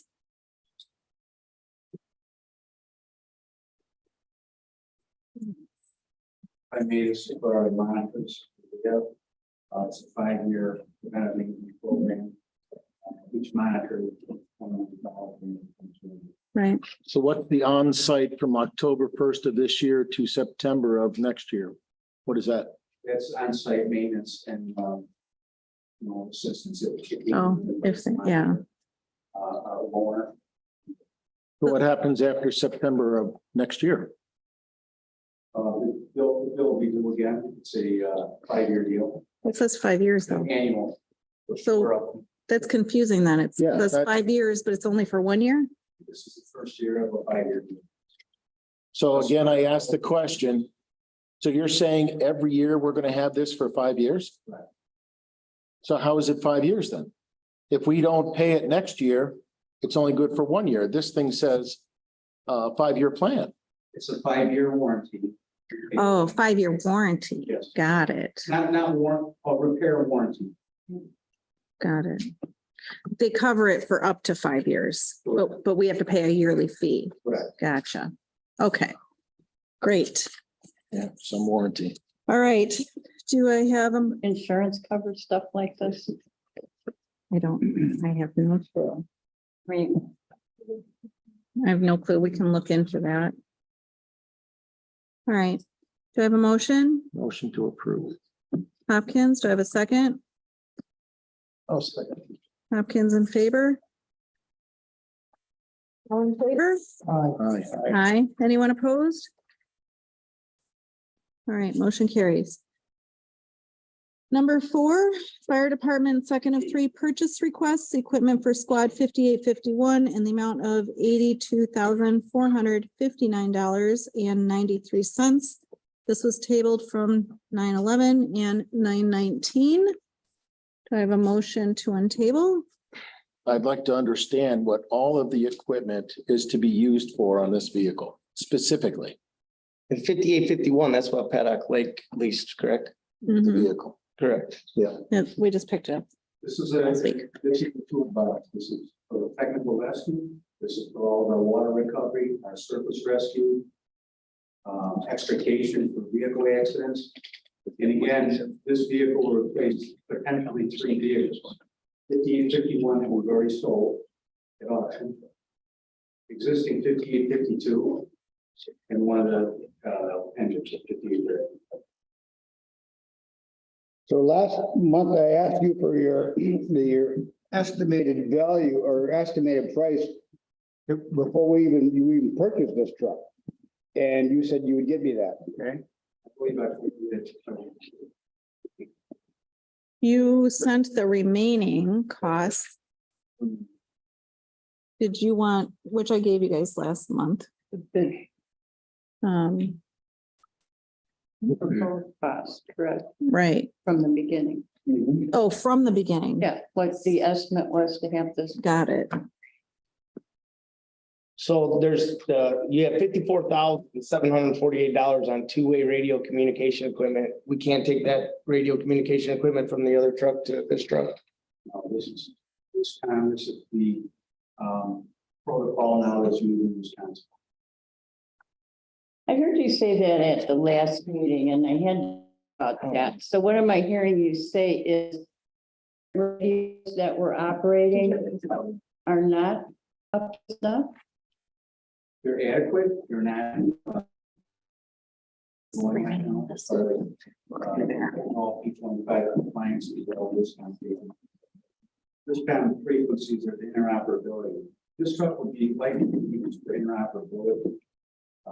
As it, for this technical record, we had one last week, for example, bunch of the equipment that would be on this truck. I got it. Things like that. We talked about confined space here earlier. That equipment would be on this type of thing. As well as training. Is that the only truck of that nature in Kenosha County? Which other stations or departments have it? So the philosophy was, and I'll answer your question directly, no, it's not. But we want to complement what's already offered on trucks in Summers, for example.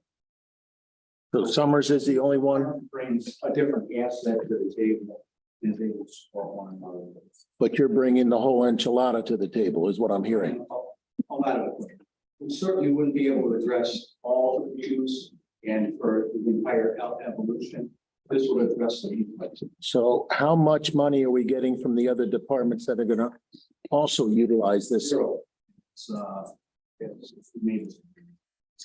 But we would bring this asset, this would bring a different type of asset to address the entire. asset. How often would this truck be used, like for its purpose? For technical rescue? Yeah. Often, I mean, if you take into account legal extrication. Anytime you get out. There's 20 gallon foam on it. So small generators and associated equipment, how many generators does?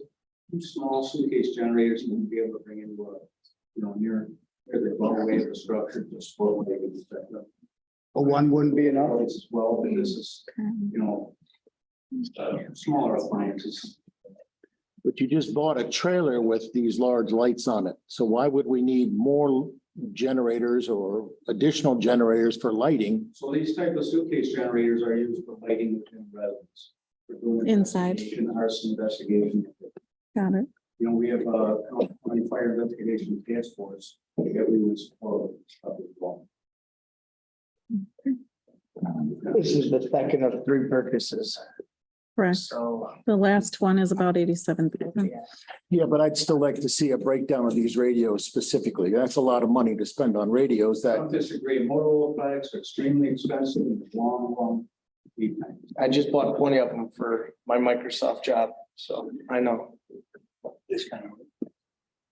but we have radios that work today. Not even a third. I know, we can't take those radios, Jim, and put them in the new truck. I mean, we could, but I wouldn't recommend it. Why? What about the safety vest for safety vest for new squad?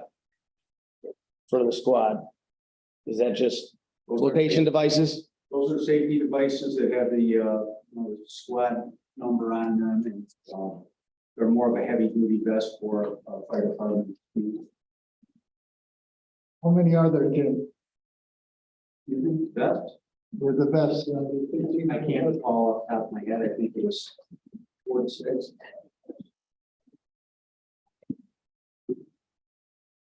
I just need to see a more of a breakdown than what we have here. And I believe the public deserves more of a breakdown than this as well. So that's all I want to put out there. Jim.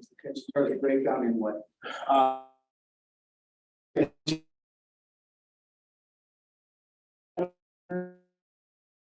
Well, what, are you going with Motorola? Are you going with somebody else? How many? What are you ordering? That's something like. Not only myself for.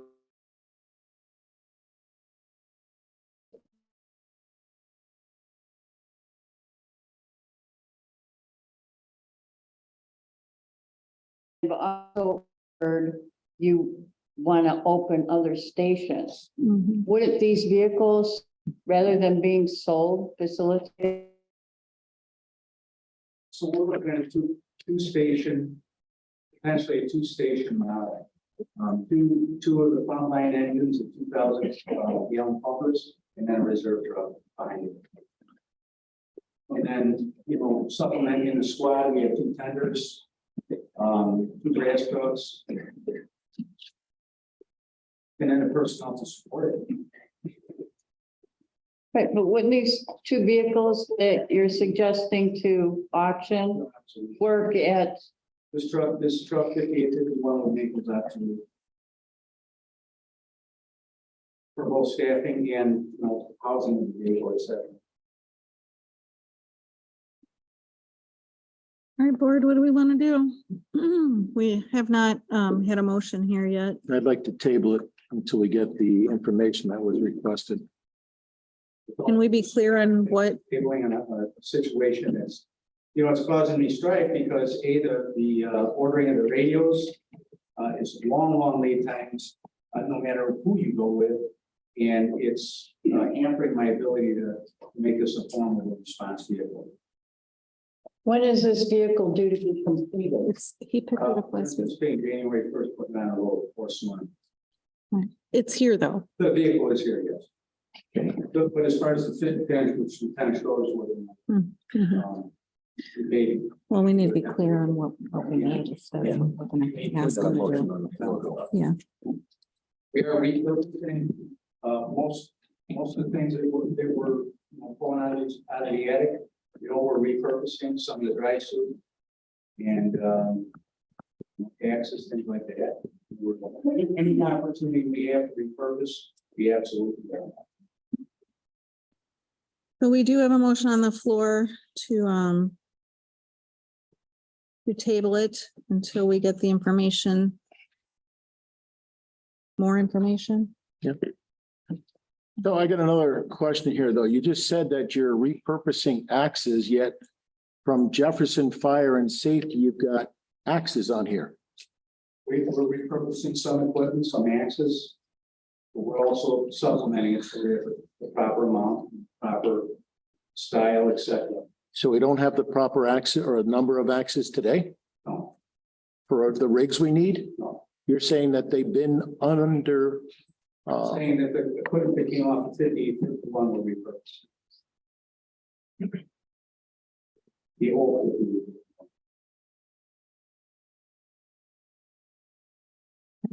Well, we have a motion to table it until we get further information. I need to know if we have a second or if that motion is going to die. I'll second the motion. Okay. Poet, please. So Hopkins and Young, motion to table. I'm gonna do a roll call. What we voting on? Table. Tabling it. Okay. Can we be clear on what information we're asking for?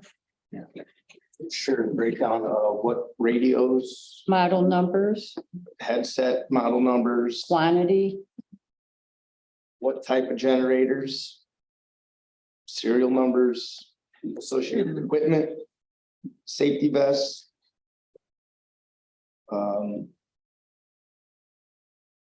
Well, you have ropes listed. When we specify this equipment, we do it in the best interest of the building. Not sure what, for example, safety vests, how many different styles of safety vests. I mean, this is a heavy duty, so how many different ones are there? How many do you have right now? we have old outdated 12-year-old vests that are ripped.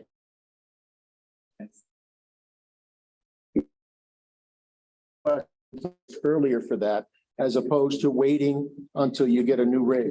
Vehicle, you put the vest outfit with the vest. Because we're repurposing and reusing. What are you repurposing and reusing? I guess give us a list of that stuff. Okay. That's specific, is that what you'd like to see? That's one, yeah. They asked for some. I think it would help the board if we had a inventory. I mean, if these items have expiration dates, do you keep a spreadsheet like date received? You log the expiration date so you know ahead of time? Ma'am, the fire department maintains all of our equipment. We're all within spec.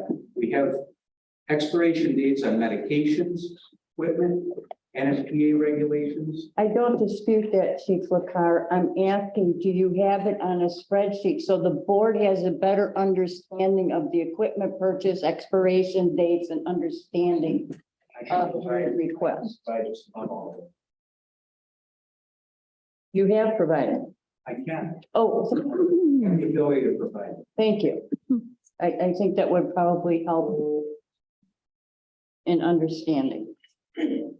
Okay, well, now we have a motion and we have a second, so I'm gonna do a roll call vote. Mr. Barheit, I'm gonna abstain. Jared, Yes. Mr. Hopkins, Yes. Ron? Yep. Kelly? Yep. Mr. Faber? Yep. And I'm a yes. Motion carries 6-0-1. Did I do that right? Right. All right. Okay, Administrator's Office. Number one, discussion and possible action on an ordinance amending chapter 100 of the Salem Lakes Code of Ordinances relative to the position of village administrator. Make a motion to approve. Do we want first some context here? Dave, Well, I read it. I know you read it, but we have a new attorney. I'd like his idea.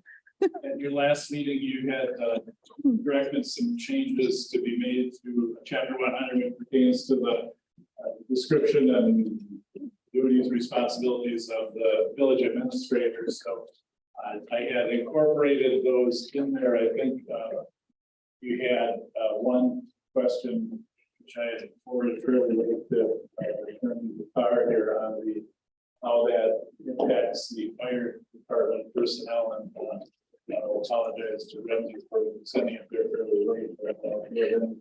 We could offer on that, or if we could eventually do that as a separate.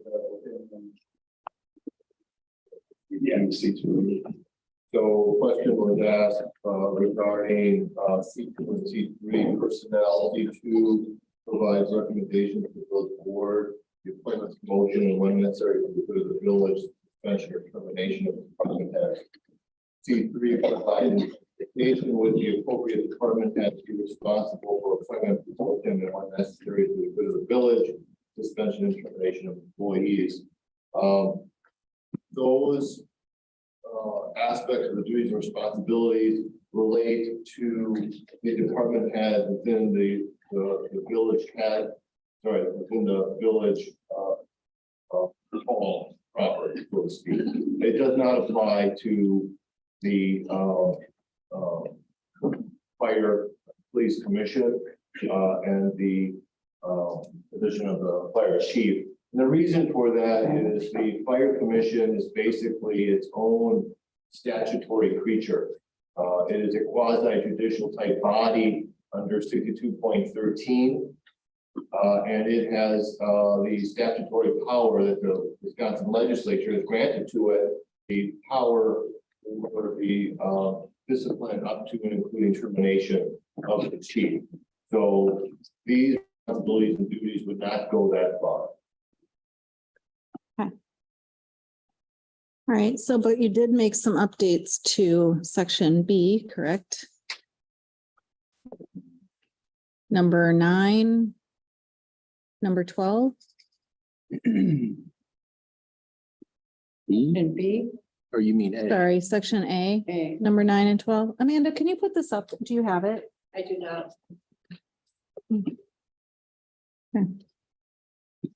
I can put up the ordinance now. Sure, that would be helpful. So what we have in front of us has been corrected, so it's. Well, Incorporates what you had corrected last. If someone made a motion, I'll second it. we have not gotten a motion yet. I'll make a motion. All right, The motion didn't. Dennis wants to make a motion. I thought Ronnie. Oh, sorry, Ron already did. So then Dennis, you can second it. Sorry. There you go. Sorry, Ron. That's Starting to get tired. Yes. All right. Mr. Barheit, Yes. Jared, yes. Bill, Yes. Ronnie, Yeah. Kelly, Yes. Dennis, Yes. and I'm a yes. Motion carries. Number 2, discussion and possible action on extending the cooperative agreement for assessment services with the Village of Pleasant Prairie for a 5-year term. So moved. Second. Hopkins in favor, Faber. Any Question. Yeah, any discussion on this one? I've had nothing but positive feedback. Yeah. And if the wheel's not broke, don't fix it. Yeah. All righty. Okay, This is for our assessor services. Yeah. correct. Correct. For the audience. So. Yep. All right, all in favor? Aye. Aye. Anyone opposed? Okay, motion carries. Number 3, discussion on Village Hall meeting room improvements. So this is just a discussion. I don't know, Dave, if you have anything to add, but I think this estimate is ridiculous. And I. $116,000. I did email Brian back, asking him for a few questions on clarification. He has not answered me. I don't need to say again, but that really bugs me when people don't answer me. So I am going to look into this myself because I find it hard to believe that $116,000 to get microphones and speakers in here is ridiculous. Yeah, that's not happening. Absolutely. I don't know, we have, it seems like I'm gonna call it the Bentley of everything in here. I mean, touch screens and it's ridiculous. That's not what we asked for. So I don't know how to proceed with this or who would like to communicate that, but I'm not really happy right now that we've waited 3 months for an answer. Well, let's table it and yeah. let's look in. At all. I can touch base with him if you'd like. I'd like to So, review it. That's sorry, I'm so heated about it, but I think it's passionate. I think it's ridiculous. 3 months and we have no answer. And then I get $116,000. This might be, to piggyback on your comments earlier, needs, wants, desires. Correct. With the budget meetings coming up, we might have to, we don't have the greatest system. It's functionable for the time being. Well, that's why I wanted to, Based on what the budget is, this might be something for next year's. well, We've been checking. this is why I wanted to get estimates so that we Yeah. can discuss it at the budget, but I don't see $116,000 for improvements to the meeting room, just so people could hear us. I mean, I think that's ridiculous. My own personal, so I'm gonna take this on my own, to do some research. And, I agree with you, Kelly. We are not gonna be able to do it now this year.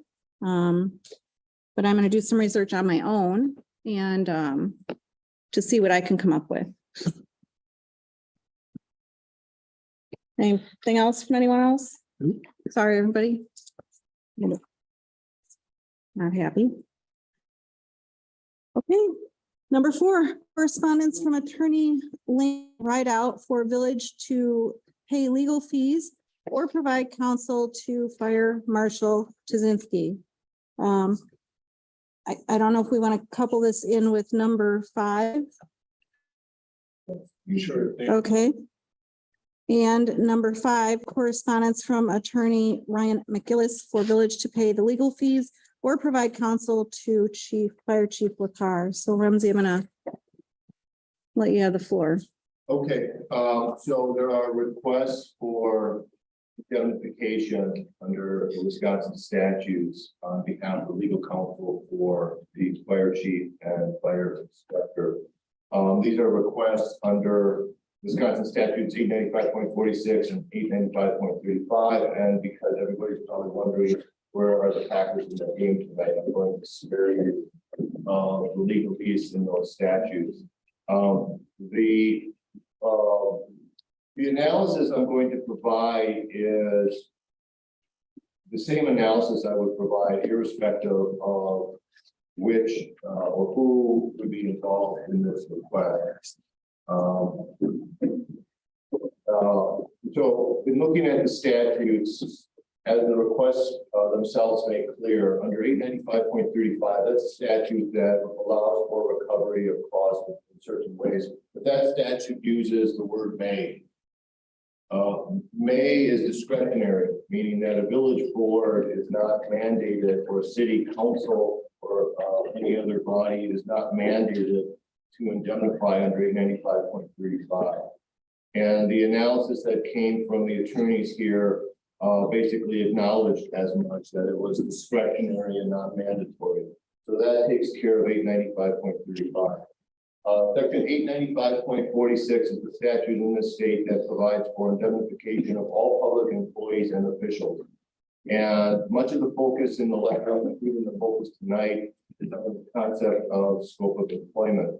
Scope of employment is very broad in this state as interpreted by the courts. It can even be as broad as intentional, reckless, and criminal conduct. It's very highly fact specific. However, that language in the statute is not the dispositive language in the analysis of these requests. The key language in the statute is actually the first words in that statute, which begins with the phrase "in any action or special proceeding." That's the key statutory language. The question then becomes, is the fire commission proceedings an action or special proceedings? I believe the answer is no. It is not, which means that your decision is once again a discretionary one. And when I use the words discretionary, I mean that you get to exercise your own fiscal policy making in what to do. It is not mandatory. I've reviewed the statute's plain language. I've reviewed the case law. I've talked to the attorneys for each one of these parties and played them into what I thought the conclusion was about a week ago. I asked for any supplemental opinion from the attorney for Mr. Steve Zazinski. She provided something this morning and it did not change my opinion. It actually strengthened my conclusion. I've talked to the other attorneys in my office. I've talked to an attorney at Von Reason. I've talked to other counsel as well for their anecdotal information and experience. And not one person has told me conclusively that municipalities indemnify for fire and police commission matters. So the legal issue ultimately is one of whether or not the village board in its own discretion for policy and fiscal reasons desires to indemnify a public official or employee in a proceeding like this.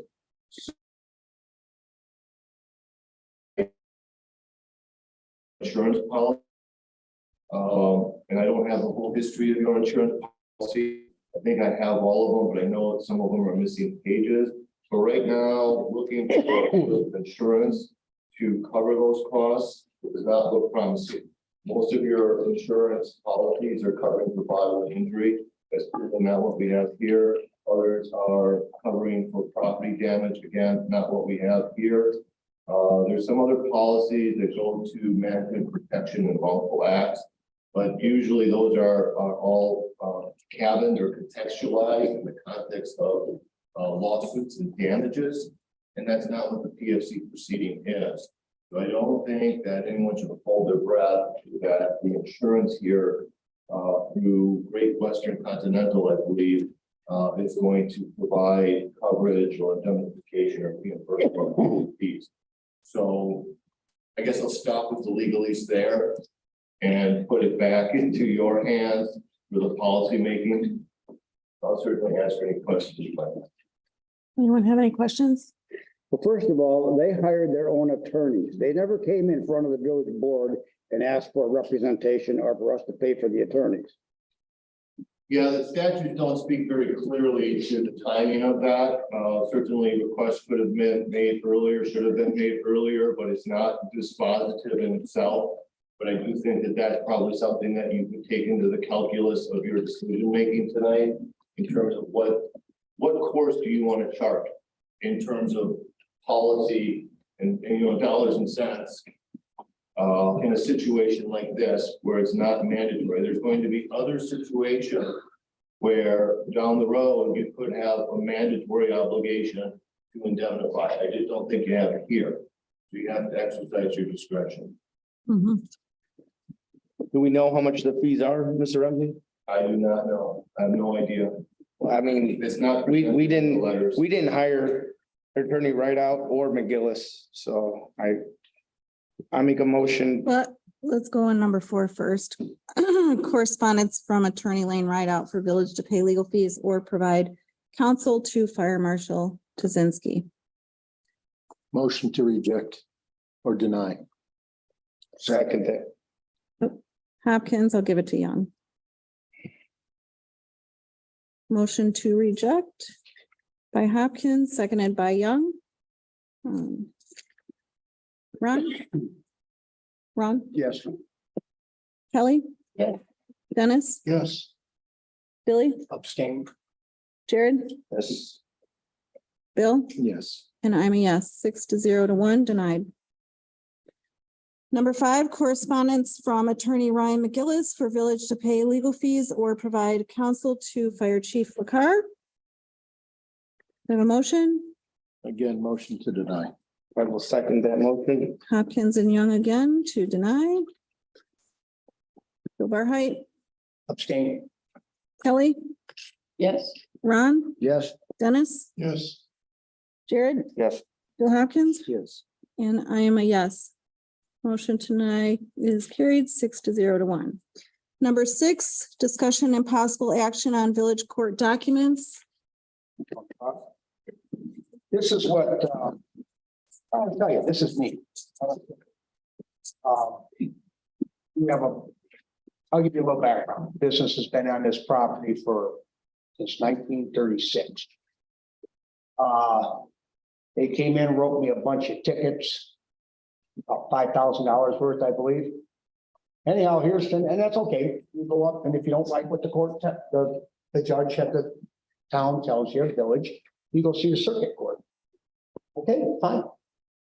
But when you get a piece of paper, when you get done here, and it's hard to, you got that, does that come up? Have that. I think they should be in the portal, everybody. Doesn't say anything. Just go up there, what you want to do, what you want to do, Oxford okay, portal. all right? So you come back, you fill out the paperwork, and then when you get here, they give you a little bait and switch. Mm. From what it first says, you don't have to do it, and then they added a couple words, it's that not only do you have to make the court, but it also says, and the prosecuting attorney. It's on the first one, it's on the second one. Why? And there's no address, there's no name of the lawyers, there's no nothing here. It's just 2 little blurbs in there from the one that you originally got from court. And they have changed it again. The third one now, if you get to the third one, this is the new one that they have. After I got done. And what that does is, if you go up to circuit court, it got denied, dismissed, because I didn't notify our village's attorney. You already fill out all this paperwork when you go up to pay for this fine or the money to go to circuit court. We spent probably more money fighting that portion than if we just went to circuit court and figured everything out. Said it's dragging on, and we're going on 2 years now. I don't think we should have to, since we fill this paperwork out, turn it into the clerk. Municipal court knows it should be just filed or emailed, whatever you do, faxed, I don't know what you call it now, right over to our attorneys. Why should the defendant have to do that? Now it's a cost because now our attorney probably charges by the hour. It's got a minimum of a half hour. So if I call up there, give them, or defendant calls up, puts the information down, now we're getting charged for it. Why? And again, no address, no name of the attorneys, nothing. Mhm. That's bull. I have to agree, Rumsey, I think you should have copies of these. Have you seen anything like this I or? have not, it was, I didn't know anything about. I know, I'm sorry. But Came up last night or, I'm sorry, Saturday, something. without knowing any of the context, I guess my reaction would be, I understand and can appreciate that there may need to be more expedited streamlined fashion to appeal from the municipal court into the circuit court. But there is 2 things that really stop us. Number one is state statutes make the process of appealing a very ceremonial one that has to be strictly followed. And I can see as I'm following through this, the technical issue which the legislature demands is that notice is being given to the municipal board as well as all parties involved, which would be the village or any other party. But aside from that, the second real thing that sort of stops us is separation of powers. The village board is a legislative body. There's times where the village board can be quasi-judicial, but certainly something like this is legislative body.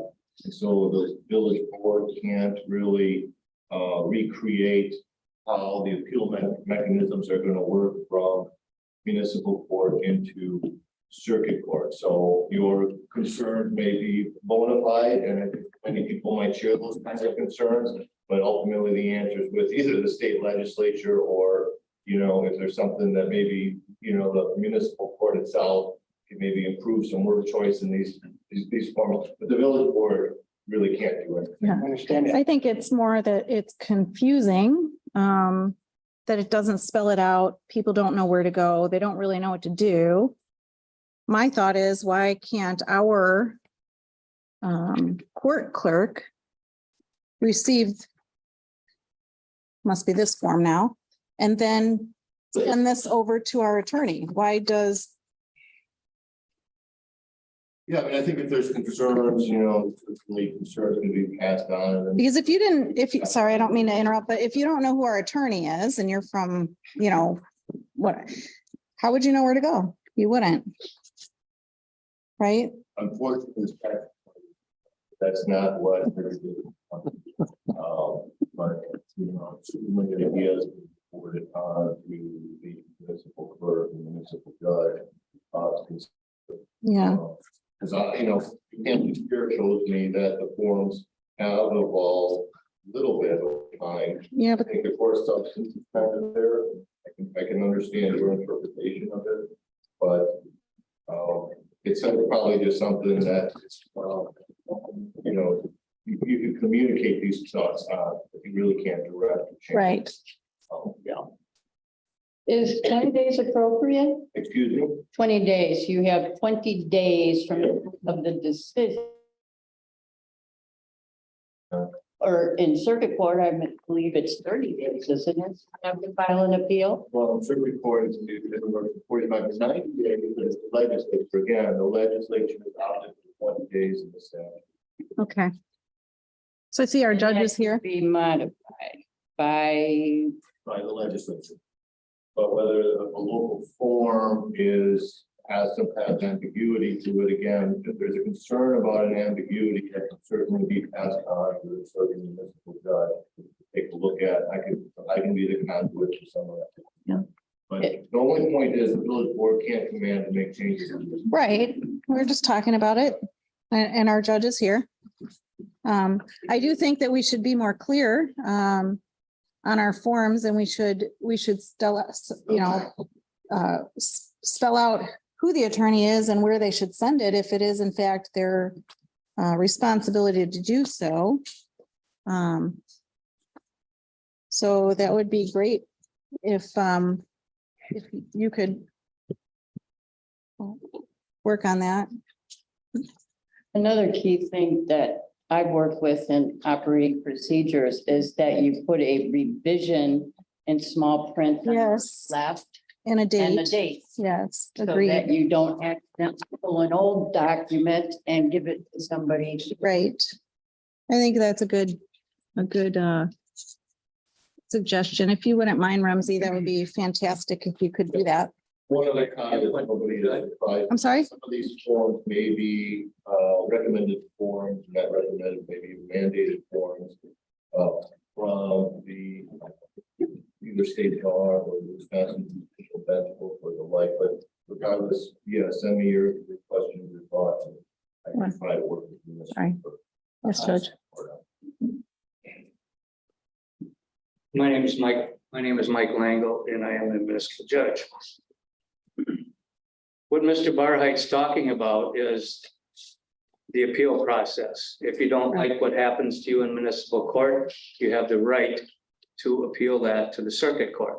Mhm. There's also a statute in there, I think it's under 814.13 or 800.14, I believe, or 13. And that lays it out perfectly clear, but I even changed that from the, I shouldn't say I changed it. The municipal judge bench book changed that, and they're under the authority of the Supreme Court of Wisconsin. Now, they changed it, the way it reads, I'm gonna read that, if you got just a minute. This has already been through case law, and I have that in front of me as well. I didn't like what happened there either. And this court, the municipal court, did not ask to have that case dismissed. That was done through the village. And I thought the village was wrong, and I tried to change it. However, I think shortly after I said that I was going to look into that, I went to a municipal judge seminar and found that I didn't have a leg to stand on.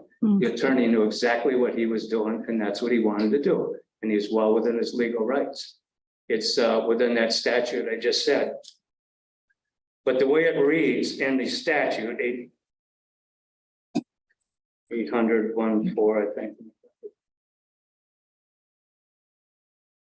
Yeah, 800-14. An appellant shall appeal by giving the municipal court and other party written notice of appeal.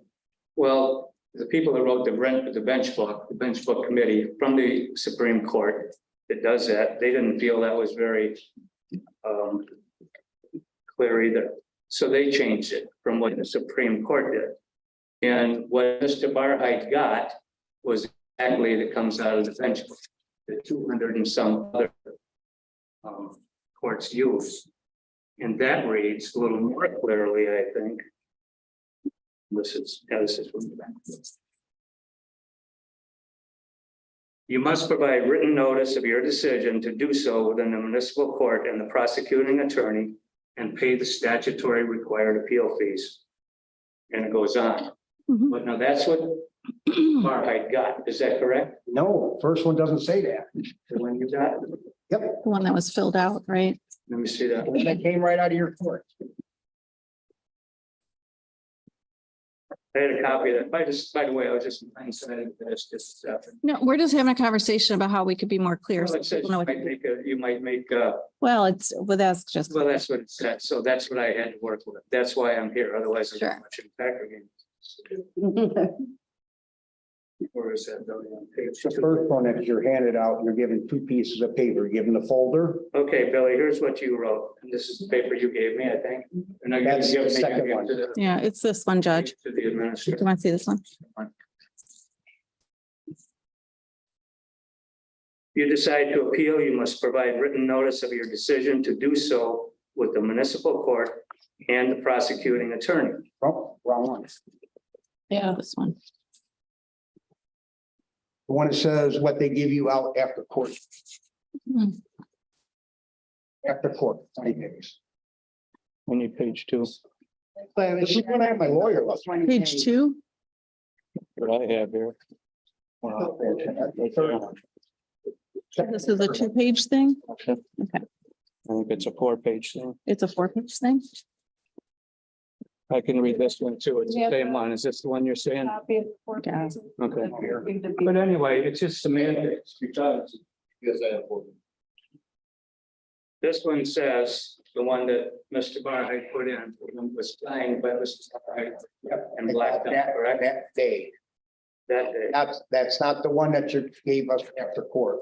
Your decision to do so with the municipal court and the prosecuting attorney and pay the statutory fee. That's the one that you signed like a receipt. This is the first one. Come here.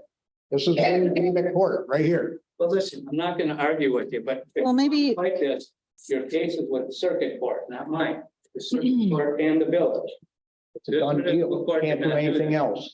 maybe we can just have, This has already been appealed to the appeals courts, went through the circuit court as well as the appeals court, and that's why I didn't follow through and do anything about it.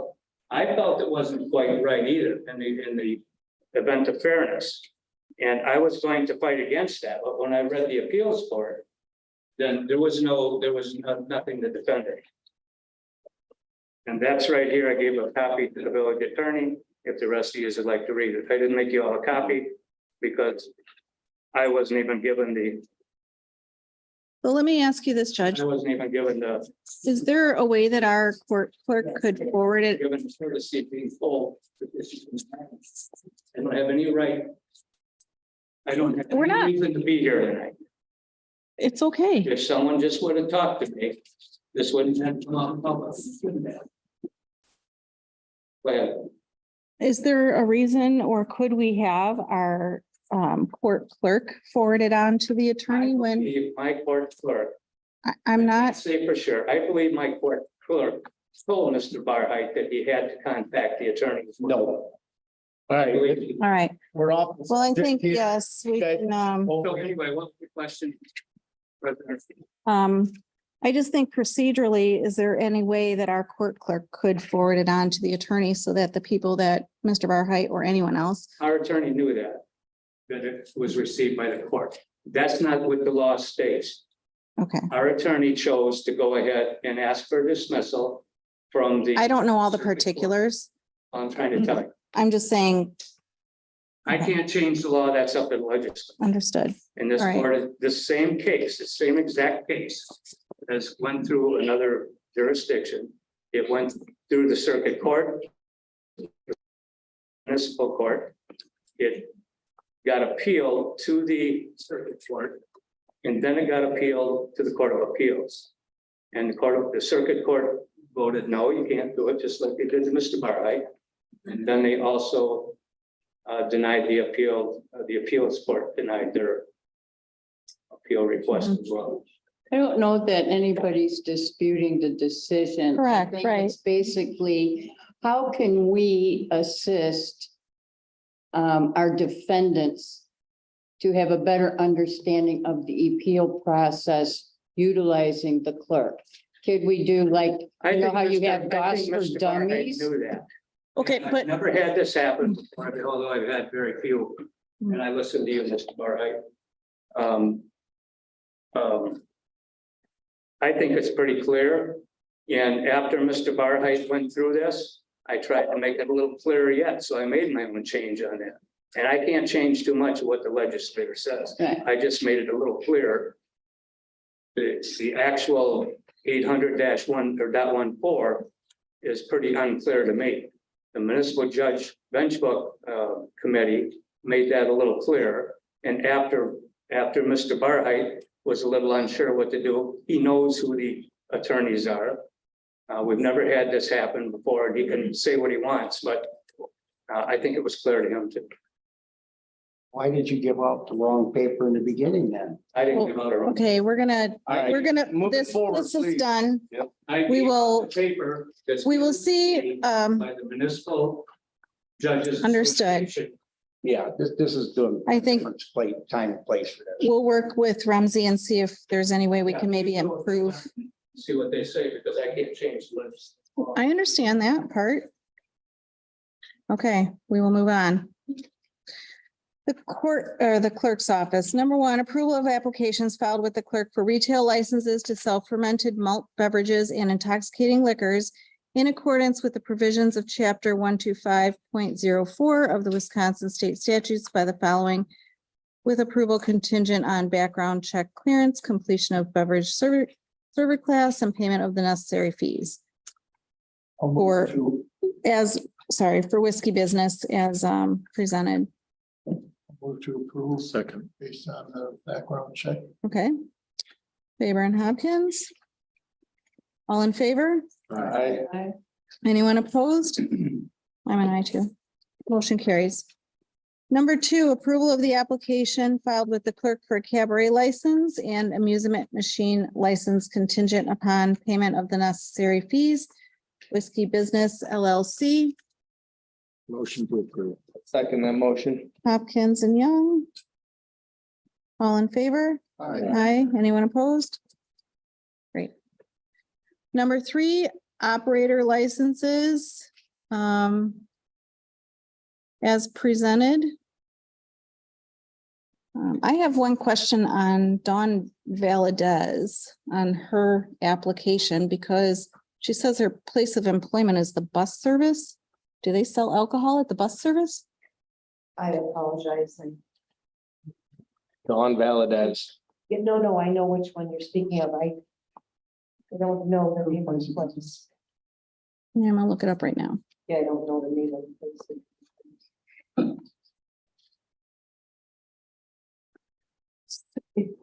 She's still applying for a license. It doesn't matter whether they're employed in the village of Salem Lakes or not. They're applying for a license in Salem Lakes, so they could be employed. So regardless of her place of employment, that has nothing to do, So that's not where you would be. she would not be licensed. If it's a place that could be Kenosha or Chicago. It's just where she's working at this time, and I apologize that I missed that. I was just wondering if they do something special over there. Yeah, the bus transit. No. Yeah. Okay. Okay, Motion to approve as listed. Hopkins Second. and Gant, all in favor? Aye. Aye. Anyone opposed? Motion carries. Number 4, operator license for reconsideration, Debbie Garcia. I don't even think we need to have her. I don't think so. I think we're good. Yeah, we're good. It was the form that wasn't filled out correctly. That's all. But I do appreciate all the letters Yeah. that you sent in. Huh? Should I stay? Motion to approve. I'll second. Okay, You don't have to stay. Hopkins in favor, all in favor? Aye. Aye. Anyone approve, or anyone opposed? No? And President Winter, I mean, for the last 3 motions, Mr. Barheit or trustee Barheit hasn't responded to any of the votes. Are you in favor of them all? Yes, Okay, well, you have to answer, Bill. do you want me to go louder? There was no words. Okay, number 5, approval of vouchers from September 11th, 2023 through October 9th, 2023 in the amount of $1,652,837 as reviewed and presented. I'll move to approve. Do I have a second? I'll second I have a question. Sure. On page 6. Page 6, there is a $4,000 charge for Aiden Lowry, a paramedic. What is that for? Schooling, training. $4,000? That's the first time I've ever seen that. Oh, Usually just get a bill from Gateway for over 9,000. Yeah. The victory system. and they have to do time, well, not do time, but service, right? Okay. And how much time do they have to put in for the 3 years for the school? 3 years. Got it. Okay. So I have a first and then the second. Anyone else have any questions? No? All right. All in favor? Aye. Aye. Anyone opposed? Motion carries. Number 6, approval of minutes for special meeting from September 19th, 2023. Motion to approve. Hopkins. Do I have a second?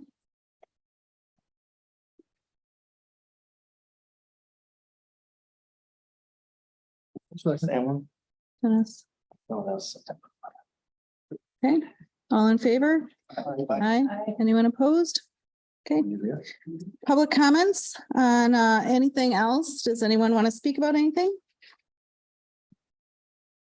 No? Okay. All right, trustee comments, Dennis? Our season has come to an end as far as the Camp Center Lake Rehabilitation District, and our harvesting operation is concluded. The lakes have a very large population of ducks out there, you know, especially hundreds these last years, last months, weeks. And I'll be working with Paul on taking buoys out. In preparation of the village coming in next year. Are you still shooting the geese with that machine gun of yours? I'm not. They're out there, they're falling away. Kelly? Yes, Mr. Barheit and I have been on the quest to look at all the village-owned properties. There's 151. So this is quite an undertaking. We're taking it basically by zip code, so we stay in the same area. And our wonderful staff has provided us a wonderful map where they've highlighted the properties and numerically numbered them to coincide with 6 pages of PIN numbers. Good. During our journey, Mr. Barheit and I were reminded that we owned a property at 12416 Antioch Road. It's currently a vacant lot, but it used to be an apartment building Oh, yeah. that burnt down. So I think- this might be one of the first properties we get evaluated.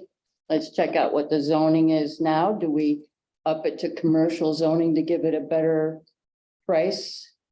That's across from Yeah. Fire Pit, yeah. Yeah. Correct. So it's definitely something, an asset that we could benefit from. It's worth Okay. money. And we don't need you guys to go through the entire list all at one time, Oh, so, there's no way we could. yeah, but if you can give us, 5 at a time or something, that's Trickle fine. feedback as it's completed. Sure. Kelly, if I gave you a couple parcel numbers, could you look at those? I mean, we have some interest in 2 of them. And I don't know where we're at with the county on the one. Still waiting for a response. Okay. And the other one happens to be off of Montgomery Lake, correct? That the Parks Department is willing to get rid of, and I know we have some interested landowners that are interested in it. Well, if it's a park property, I'm sure I have the PIN number on the sheet. If you could just identify the PIN number, we'll be happy to take a look at it. Okay, great. Anything else, Kelly? No, that's all I can think of at the moment. Okay, Ron, No, I'm good. Bill, I'm good. Jared, Good, thanks. Billy? Good. Okay, any future agenda item requests? Anyone? No? Straight light out. That's a new one. That's a new one. Oh, Paul, I think my stop sign is missing now. Oh, good, thanks. Okay, Oh, I do have an agenda item. okay. We've had quite the year for brush, and we did get that one pile stump ground or whatever they call it, but it was in excess of 30,000. Paul, could you tell us what the schedule is for bid on the current brush that's there? Do we, before it reaches Yeah, we'll probably, then we'll get it, we'll probably wait till spring and then do a full spraying with that. All the spraying. So. do you think it's more cost effective to do it in a large quantity as opposed to perhaps hiring somebody to do it on a monthly basis? For they, we have landscape, we have come in 2 or 3 times a year. They kept the cost on that last batch where it was $30,000, the majority of that was the ice storm plus the grindings that were 4 years of accumulation of grindings that was. Okay. That's Because it is starting to get quite a bit. right now, you're saying. Yes. Thought Jim said he was gonna burn it. All at once. Training app. Maybe not. All right, do I have a motion to adjourn?